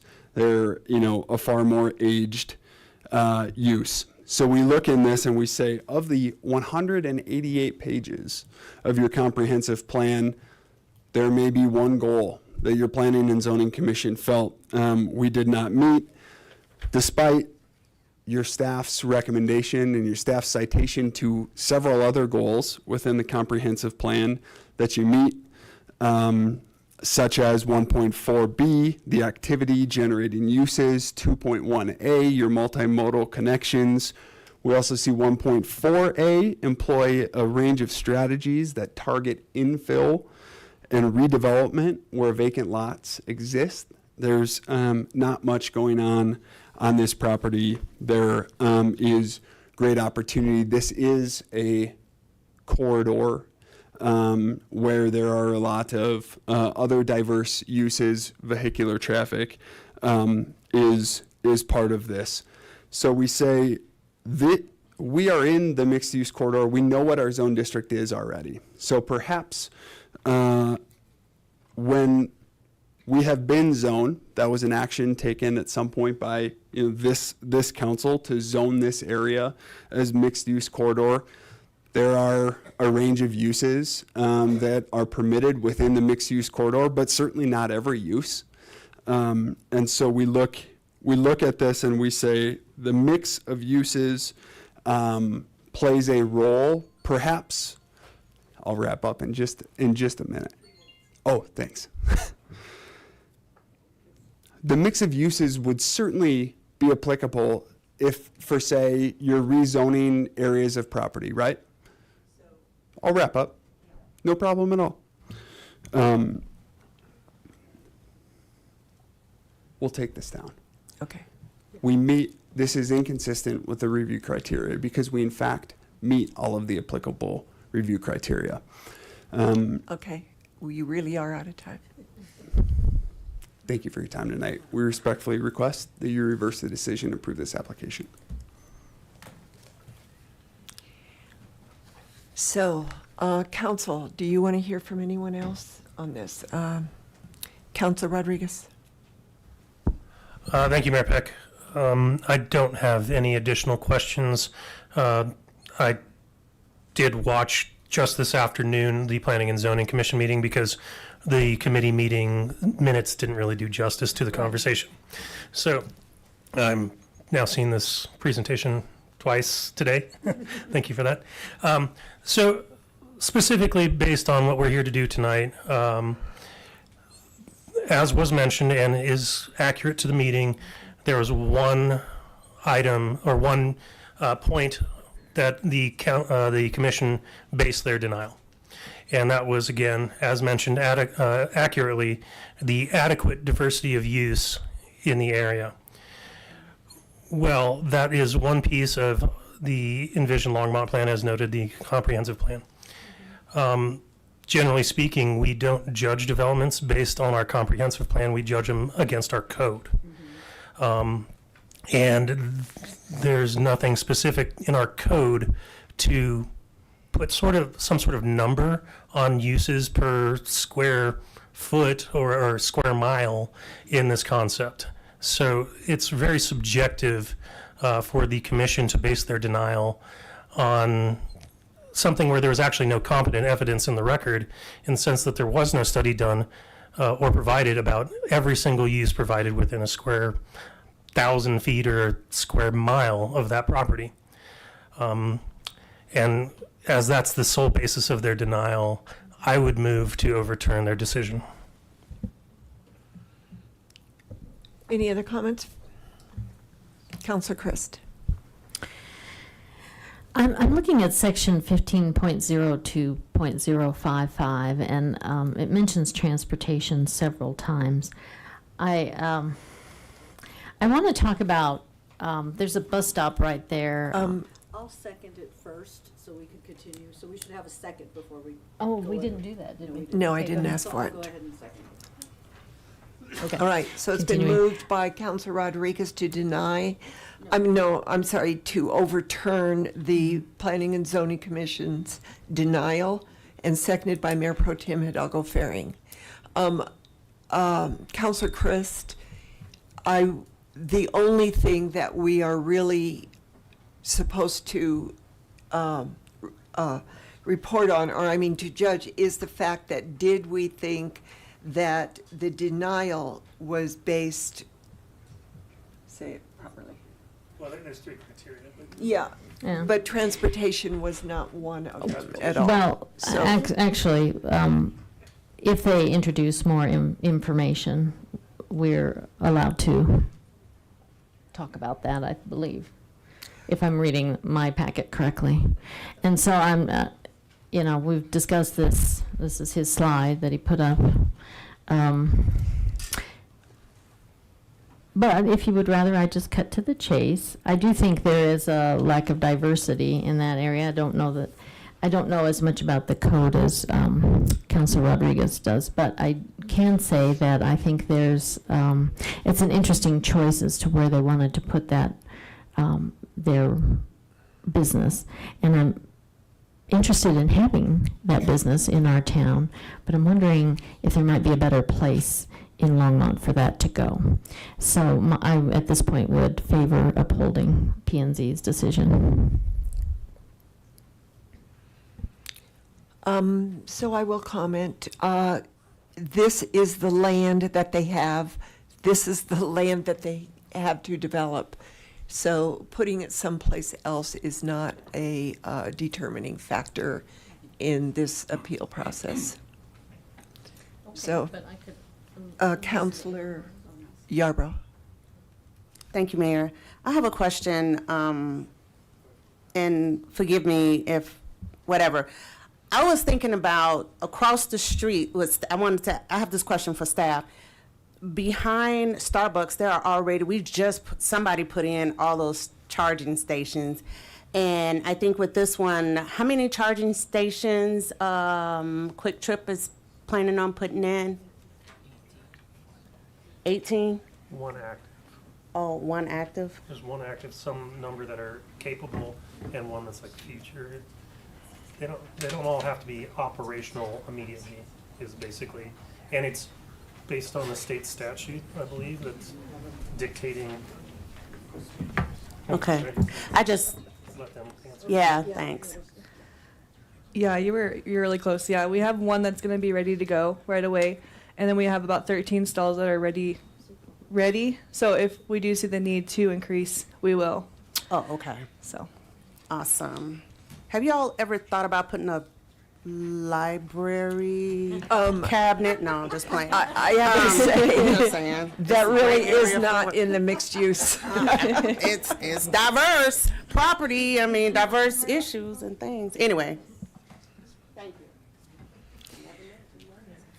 Seeing no one else, let's vote on this motion to deny. Mayor? No, I'm sorry. Yes, to overturn P and Z's denial. City Attorney. Mayor and Council, Eugene May, a couple of clarifications on Councilmember Rodriguez's motion. If it is to overturn PC's decision, staff will recommend further direction to staff to bring back a resolution at the next regular meeting to implement that direction. Second question is, there were 3 administrative modifications that went along with this. Clarification if Councilmember Rodriguez's motion is to approve those admin modifications. Another option would be to remand those back to PZ for them to determine. Council could give direction that they overturn the PC's decision on the diversity of uses issue. So we could do this in 3 different motions, basically. There are multiple options, Mhm. but I would think it would be, well, clarification on the motion. One, if we're overturning, to provide staff direction to bring back a resolution. That would be the first question. And then the second question is what to do with administrative modifications if it were successful, the first one. And this is for clarification. My question is, well, when I read this, I saw 3 different motions here. One about overturning the P&Z's decision on the mixed use, but the other one was our clarification on whether we agreed with P&Z on site lighting, building transparency, and landscaping. Are those 2 different issues, or? No, Mayor, I agree. I don't think the PZ had made a decision on the 3 admin modification. They just denied based on the diversity of uses. Okay. So they didn't tackle the issue of transparency, landscape, and lighting. Okay. I read it incorrectly. Thank you, Mayor Peck. So in the meeting, there was definitely a lot of hand-wringing about the difference between an administrative modification and a variance, and that took up a good portion. Apparently, that was something that the council changed after last time this property attempted to be developed. At the P&Z denied that application. It was appealed. We upheld that one. And according to Don Burchett, we then changed and allowed for administrative modifications to conditional use site plans if underneath 25%, except for a couple other things that are not pertinent to these 3. If you'll notice, the modifications requested, none of them actually are even particularly close to 25%. Right. And so, by and large, the Planning and Zoning Commission, while they did question, for instance, the candle feet changes and the transparency, none of them had a problem, or at least none of them voiced a problem with the landscaping modification whatsoever. That was trees on one side and removing them and adding more shrubs based on the utility easement that runs underneath that side. So it'd be stupid to put trees there, essentially. The transparency thing was not a deal breaker for the commission. There was one commissioner who specifically disagreed with the contention by the applicant that they couldn't build the property without a reduction in transparency. Okay. But, okay. And then for the foot candle or brightness issue of the canopy, again, this is a very small change, but what was pointed out by the applicant in that was that we have some of the most stringent standards because in this scenario, because it's within 250 feet of residences. And so they went with the very lowest foot candles that they could source from their main supplier, who supplies something like 90% of the lighting for gas stations and convenience stores. And so that's why they went to the specific foot candles that they did and asked for in that administrative modification. And generally, that seemed to appease the commission as far as any concerns surrounding excess light pollution.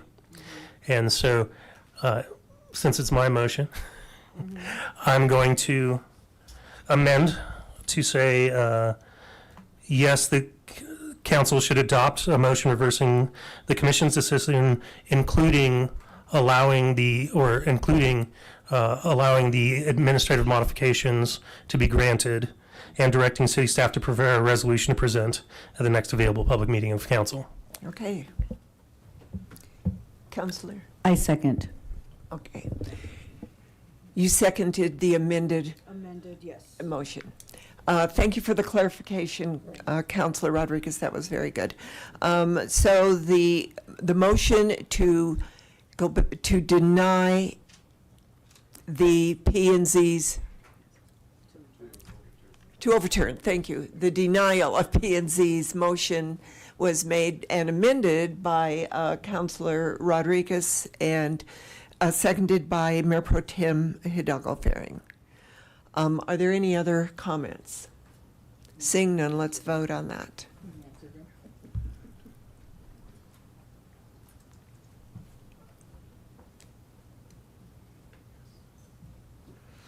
So that passes 5-2 with Councilors McCoy and Christ opposing. Oh, I'm sorry, because, yes, Councilor Popkin removed himself. So it was 4-2 with Councilor Kristen McCoy in opposition. Thank you very much, everyone. You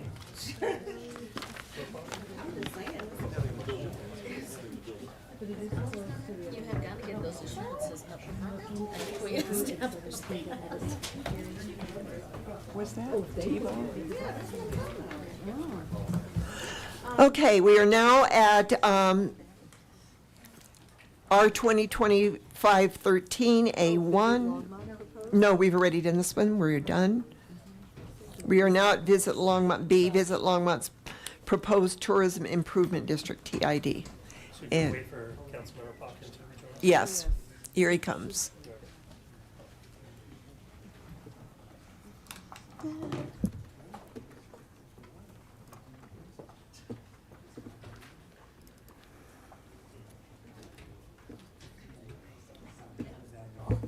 So,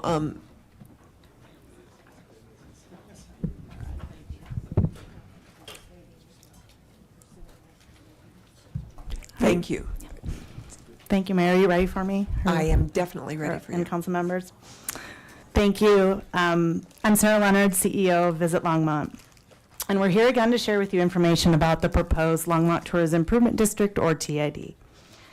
Visit Longmont and our hotel partners are coming together. We're not asking for more money from the city. We want to be part of a solution to economic challenges and opportunities. We are asking for the City Council to set up the framework and rules for a tourism improvement district in Longmont, and that's the draft ordinances and petition that you have in your packet. We still have some supporters that stayed in the crowd, so thank you to them for coming out. A Longmont Tourism Improvement District would focus on new visitors and new revenue into the community. We know when visitors stay overnight at our hotels, they spend more time and money in our community. This increases visitor spending on sales tax and other fees, contributing to the city general fund. Visitors also support our local businesses in Longmont by eating out, filling up their cars, and tasting our good beer. I have a couple of examples of how other communities have benefited from their tourism improvement districts.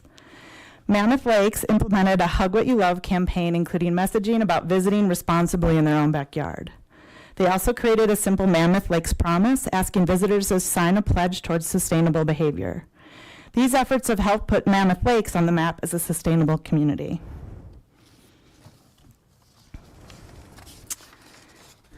In Corpus Christi, Texas, they developed a tourism academy with their TID revenue, a training program for frontline employees focused on customer service skills and knowledge of local attractions. This transformed the way employees interacted with visitors, creating high-quality experiences. And within the first 4 years of the Dallas Tourism TID, hotel occupancy increased on average of over 17%.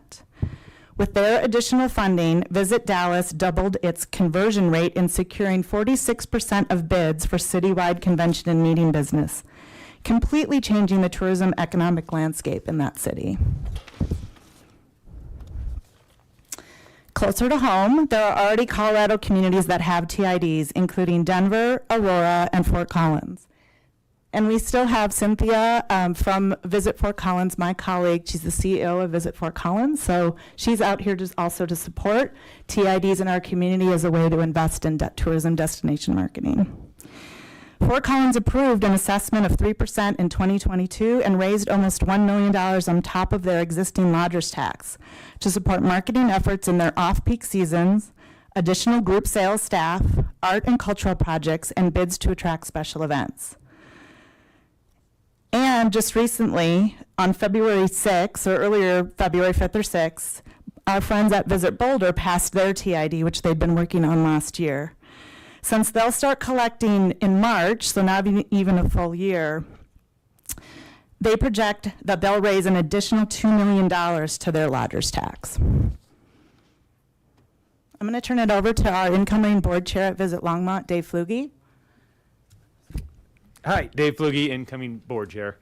And I wanted to speak to this because my career is tourism marketing. That's what I've done for 20 years, with 15 years working with the Colorado Tourism Office, and many of the destinations you see up here are clients of mine. You know, I always like to point out that if you're not growing, you're dying when it comes to your marketing dollars. They go less and less, or they go less further every single year. You know, while we look at the competition, or not competition, but our partners, and see how much they're spending and outspending us, the one thing I want to point out is we're not part of this conversation.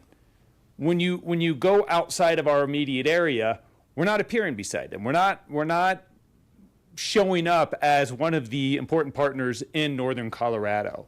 And so I think we need to look at this and really consider the fact that we don't have dollars to get out there and reach new markets and reach new visitors.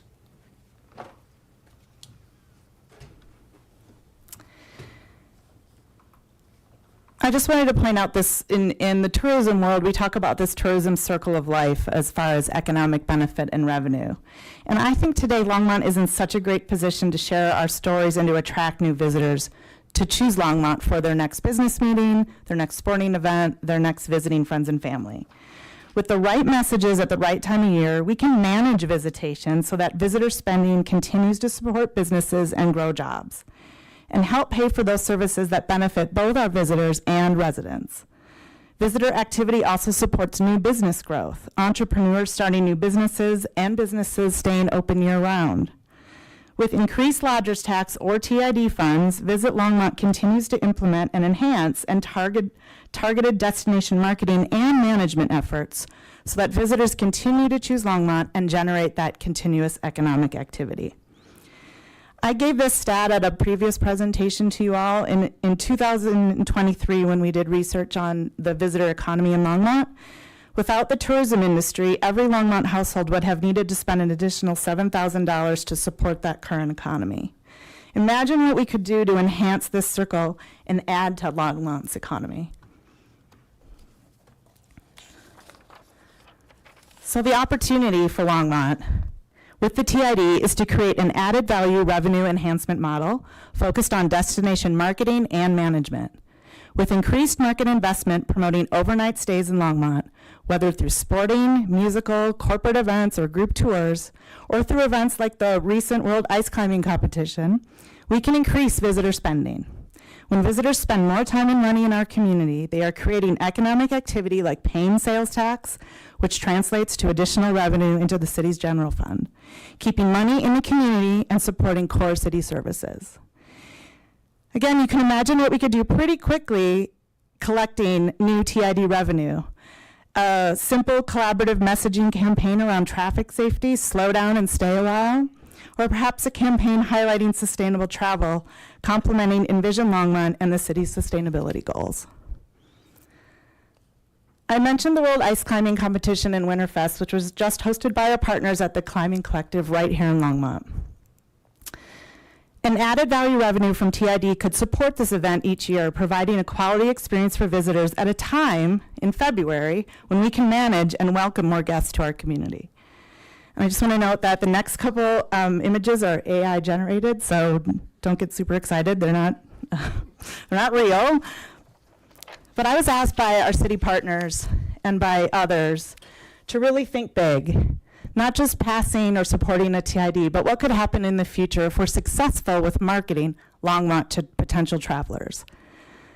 We can envision a future where Longmont is recognized as a leading green destination.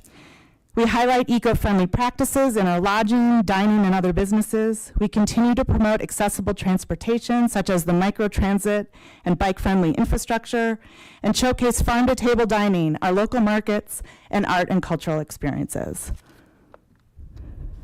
The Longmont TID could be part of supporting a future partnership around a redeveloped passenger rail stop or a visitor information center in downtown Longmont. And here's where I got to thinking really big. Harold motivated me.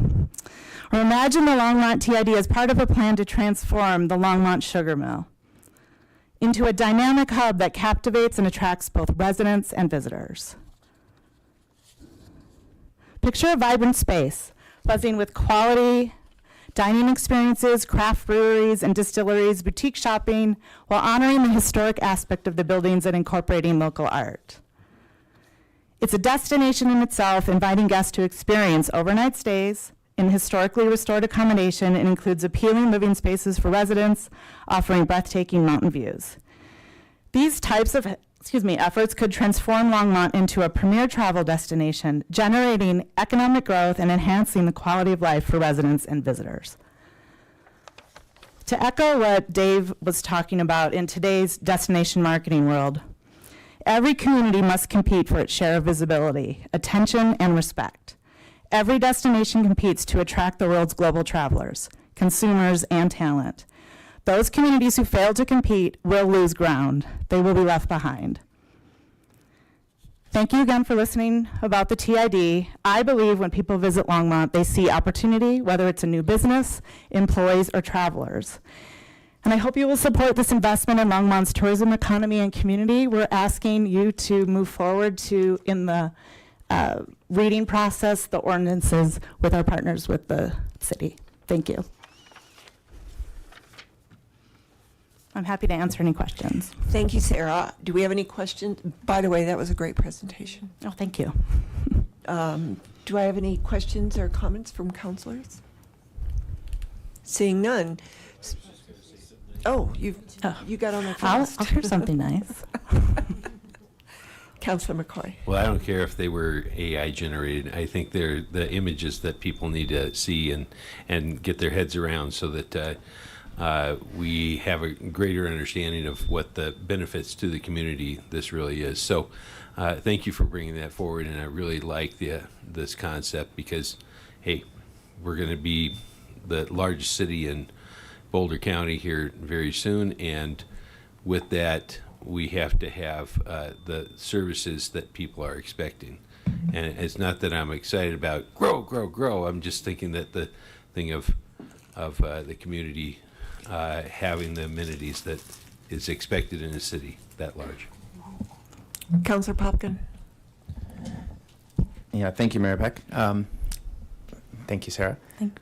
Just a quick question. So you mentioned a few other cities that do have these, and I'm curious if you could speak to kind of what you see in the broader kind of industry space here of cities that don't. Like, are they falling behind in this way? Like, is this a competitive advantage type discussion that we should be thinking about here? So would love to speak to that. Madam Mayor and Councilmember Popkin, yes, definitely. I mean, like in any industry, you have to invest in marketing, and it's the same in destination marketing and management. And I would make the point that we at Visit Longmont not only put priority on marketing and attracting travelers, but managing that visitation at the right time of year when we can handle it, when there is growth and opportunity in our hotel partners and to support local businesses. But to answer your question, and you could see in that budget slide that just in Colorado, we're being outspent 2, 3, 4 to 1 with just the other visits, regular destination marketing budgets. And across the country, there are many TIDs. Any destination has to compete for travelers. We do partner really well with our Front Range partners. We collaborate on a lot of marketing campaigns, but we also have to get out messages about Longmont. So to answer your question, I think it's a competitive advantage if you don't have strong destination marketing and management budgets. Yeah, thank you. And would it be fair to say, like, I mean, I guess if you could think, okay, if every other city and county or city in the region or on the Front Range had this kind of an investment and Longmont didn't, we would be kind of, if we were the last ones to do this just to keep up, we would see less benefit at that end because we'd be just kind of clawing our way back, right? And so in some ways strategically, if we see this as a trend in the industry and kind of the competition that's happening across the Front Range economy and maybe beyond that, and maybe you could speak to that trend a little bit here, but if you see that as a trend, like, it seems almost a better investment to get ahead of that now than to try to catch up later. Is that a fair statement? Yes. Councilmember Popkin, I don't know if Dave wants to speak too. I don't know if I need to do anything to this on. Yeah, you do. There we go. Am I good? Yes. Okay, perfect. I think it's a good time to point out, because oftentimes, this is what I deal with all the time with clients, is the competitive advantage. And being Colorado, we're so quick to say, we don't need to advertise. People are going to find us. We're here. And I was, again, having been with the Colorado Tourism Office for 15 years, I was part of it when they had gone away for years and said, we're not going to advertise. We're not going to have a tourism office because people will come and visit Colorado. And then what they quickly realized is they won't. They will, but not in droves. And so if we're not investing in that, if we're not putting the money in that, we're going to lose out to the people that will put that money. They will put that in front of them and say, this is the place you need to come and spend your Colorado vacation. And one of the things we've struggled with on the Longmont Tourism Office is getting out there and showing that we can be part of the Colorado experience. And it's something we haven't had the budget to do. And as somebody that works with Fort Collins, I can tell you, once we got those funds, it was suddenly like, oh my God, we can reach out and talk to new people. We can let them know about the offering we have in this area. And so it would put us at a disadvantage not to have that opportunity. I would just add on to that we would lose market share. We would be, I think you alluded to, catching up. And without doing the research, I know that Colorado case study, when I was in Alaska, we used the Colorado office case study when they defunded or lost, to talk about the loss not only in attracting potential visitors, but the loss in sales tax revenue generated, or the loss in the economic activity that could have been there with added destination marketing investment. Thanks. And so this is not just economic activity for the hotels that are participating. This is all of the downstream industries that tourism and just general regional economic activity like supports. So we're talking breweries, coffee shops, restaurants, shops up and down Main Street in Hover and Village of the Peaks and everywhere else in between. Yes. Right? Yes. Well said. Thank you. Seeing no one else in the queue, our council direction is to provide policy direction on the formation of this LTID. So I would like, we don't really need to vote, we just need to give you direction. Do we need a motion? Okay, let's go for it. Can I have a motion then? Councilor Yarbrough. Just move to direct staff to move forward with it. Yeah. What he said. No, I'm just playing. I move that we direct staff to create a policy or whatever ordinance for Visit Longmont proposed tourism improvement district. Okay, it's been moved by Councilor Yarbrough, seconded by Councilor McCoy. We've already discussed it, so let's vote. I don't have it.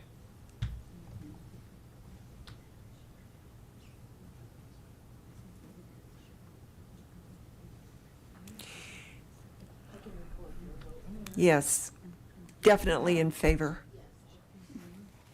Oh, I came up. So that has been moved 6-1 with Councilor Christ opposing. Thank you very much. Thank you much Good for your luck. time. Thanks. So we are now, before we do the legislative bills, can we please take a 5-minute break? 5-minute break. I know, you want to go through? Yeah.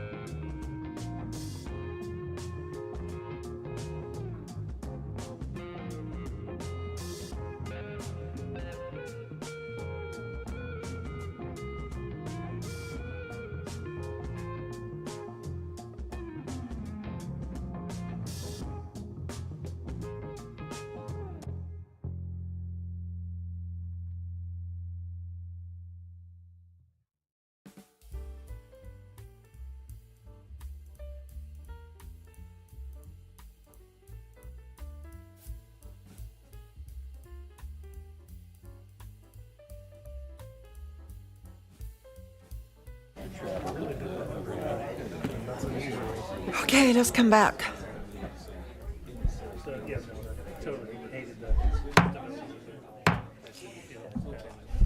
We have one more. Okay, 1 minute. 40 seconds.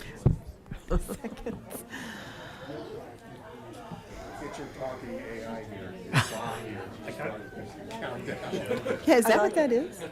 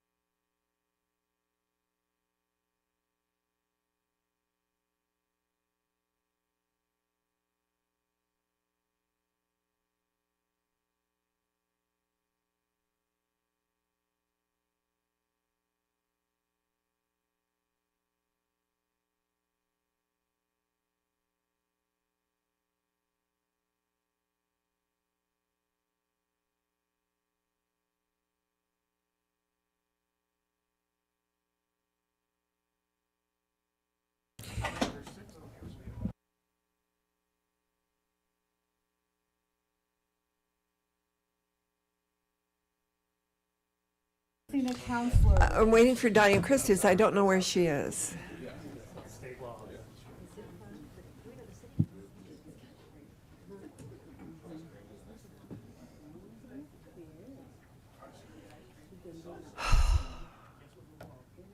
Well, we're going to start without her. So, Sandy Cedar with our legislative update bills.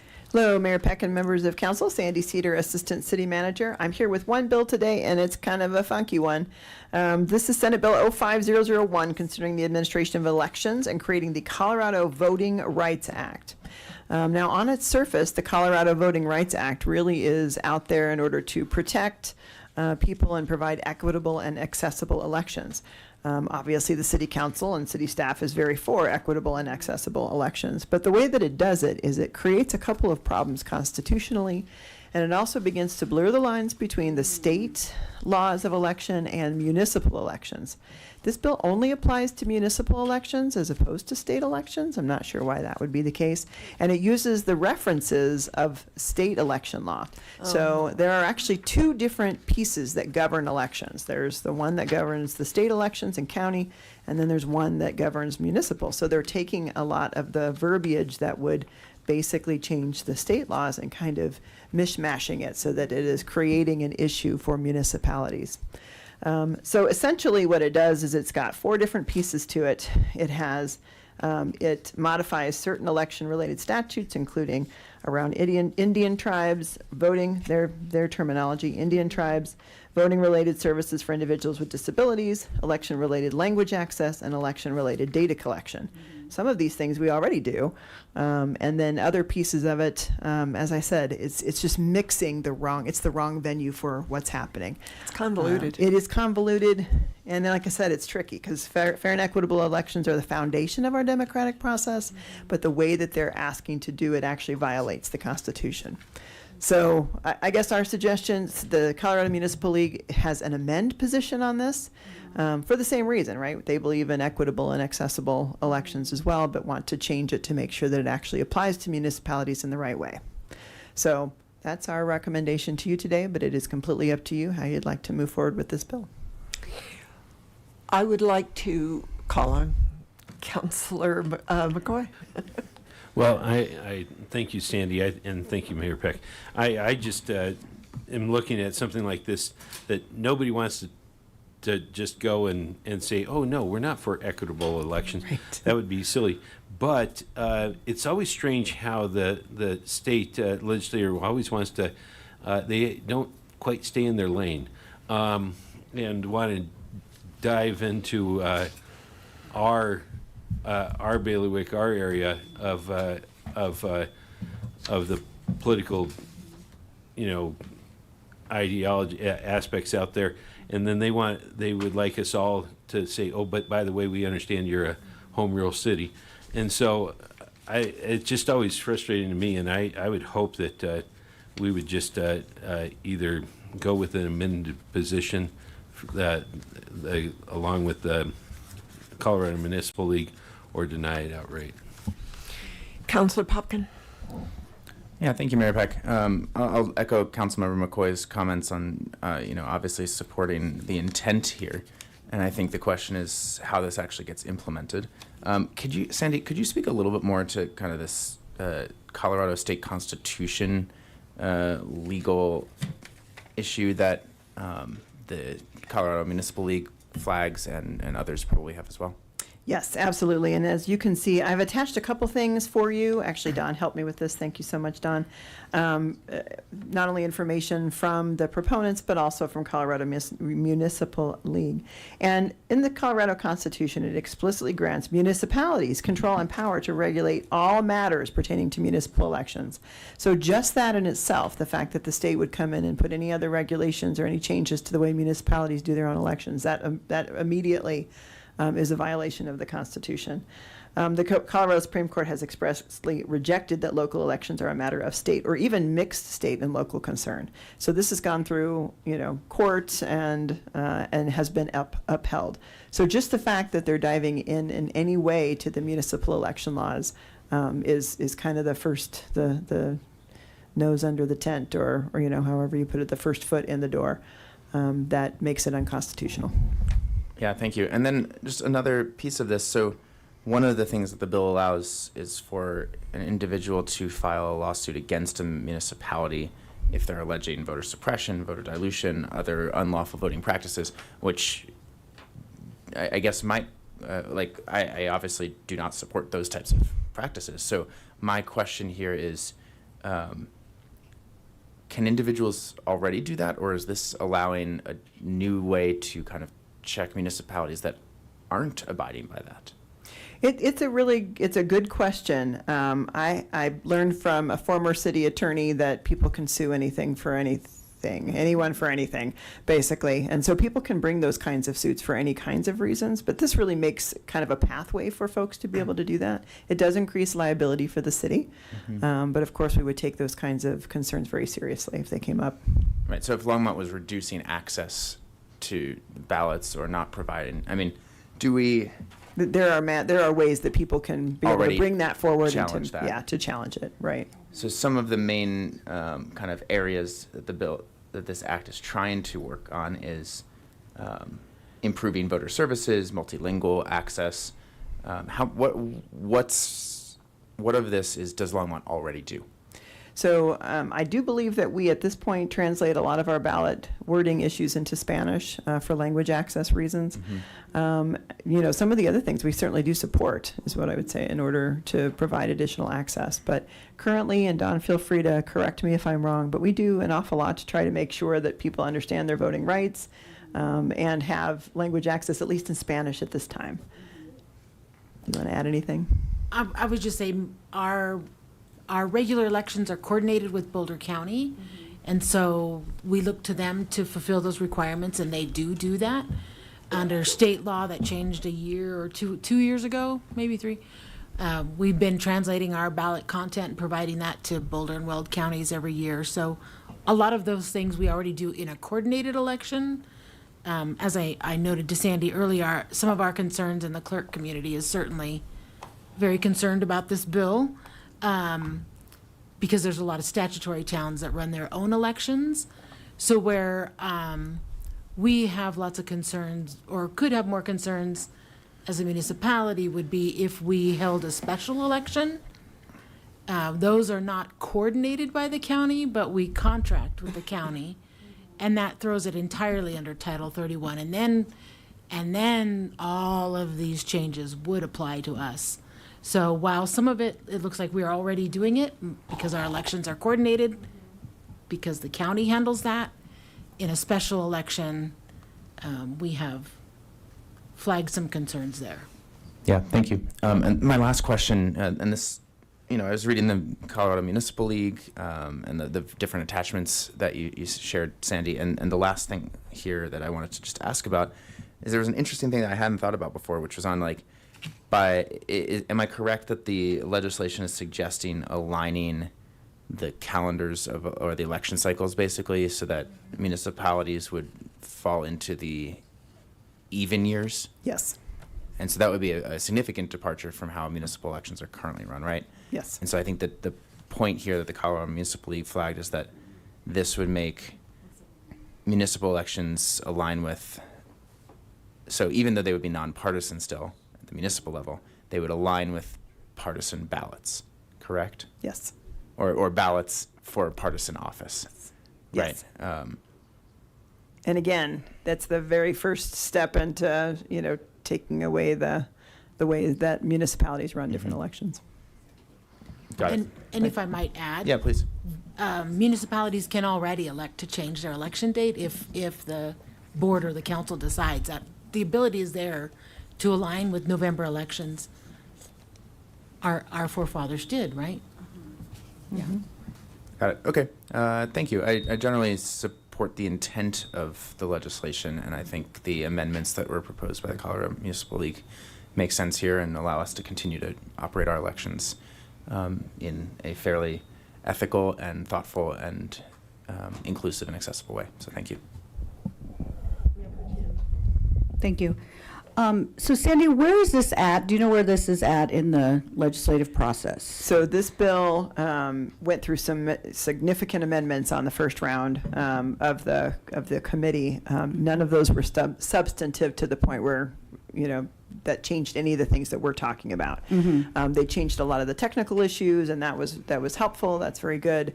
But none of those amendments actually addressed any of the issues from the municipalities or from Colorado Municipal League. So I believe it's out of committee and probably headed for the Senate floor. Okay. So we're not looking at any other amendments. Can always amend on the what happens floor, at, and then it's got to go to the House. So yeah. And we don't have a state senator. We don't have a state. I mean, I do in theory, just the reducing those barriers, access to language. I think about, one of the things that I was talking to with another individual about this particular bill. Okay, we have folks whose English is their second language. They have basic understanding. You think about learning a second language. You can converse. You can handle, just basic conversational language. Once you start delving into the nuances of election ballot measures and legal terminology, that gets a little tricky. So having that accessibility to language, and I believe it was if the population was at 10% of that language, anything less, they would not, municipalities would not be required to provide that particular language. So if there's, maybe you have like a 0.5%, Vietnamese, then, there's no requirement to that. Yeah. But I always believe in just building that accessibility to language so then you have well-informed voters. Voting services for people with disabilities. So there are things on here that I like, and I think as a state as a whole, why we might be doing this, our county might be doing this, but not all counties throughout the state are aligned with these practices. So, you know, I don't want to throw the whole thing away or take a stance of opposing, but I would like to endorse if they follow through with the recommendations made by the Colorado Municipal League. And I Make a would be motion, happy to make a please. motion that we vote to support on the condition that they move forward with the recommendations from the Colorado Municipal League. And that's certainly an option for a position. So the position that I was asking was amend, but support if amended is also, Yes. you know, you can nuance that any way you'd like. And I did like the recommendations in the Colorado Municipal League because it does protect that component. Otherwise, amended, it could mean anything. right, that's very true. And I wanted to make sure I was right. I'm bringing up my status sheet on this bill to make sure I know where it is, because I thought that's what happened, but let me just check while you are discussing. Did you second? Okay. Got it. So this is the 2020, hang on. Bill SB 05001 has been moved by Mayor Pro Tem Hidalgo Faring to support as amended per the Colorado Municipal League. If amended. If amended, per CML's recommendations. Whew. And that was seconded by Councilor Popkin. No more discussion in the queue, so let's vote.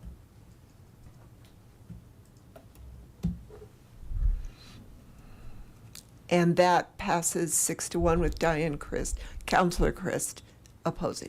Thank you very much. And just to confirm, this did make it out of Senate Committee of State Veterans and Military Affairs and was referred, amended to appropriations. Okay. So that's where it is. So it's not quite on the floor yet.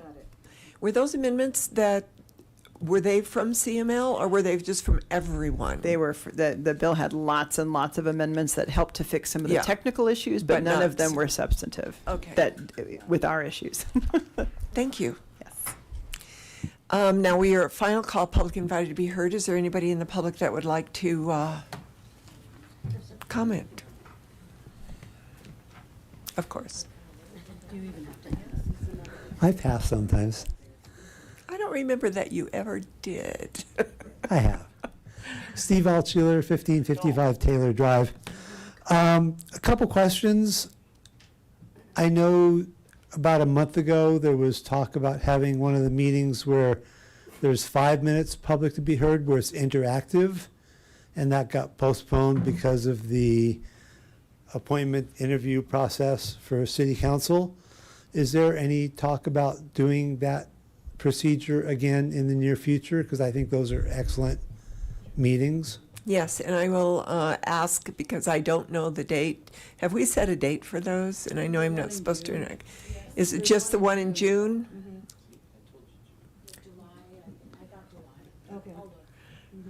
It's either June or July, but we will definitely have one. So we're not really making up the one that we lost, we're just doing the other one in July like normal? Yeah. Or fairly normal or something like that? Okay. And so that's one thing, I just wanted to bring that up to see if that's coming up in the near future. I don't, and again, if you can explain this out loud to everybody, it'd be great. I don't really understand the home rule city aspect. I've asked many times about the city council passing an ordinance or proposition or whatever the heck you call it, stating that Longmont is not a sanctuary city. And I've been told, well, we're a home rule city, so we don't have to follow what the state does. But then earlier tonight, you were talking about plastic bags, and the comment was that we have to enforce the state law with the plastic bags. So if we don't have to enforce the state law with sanctuary cities, why do we have to enforce the state law with plastic bags? And I know you were nice to me a moment ago, but technically you're not speaking back and forth. But if you could ever answer one of those questions, I'd really appreciate it. Thank you. Okay, thanks, Steve. Is there anyone else that would like to address us? Yeah. Come on down.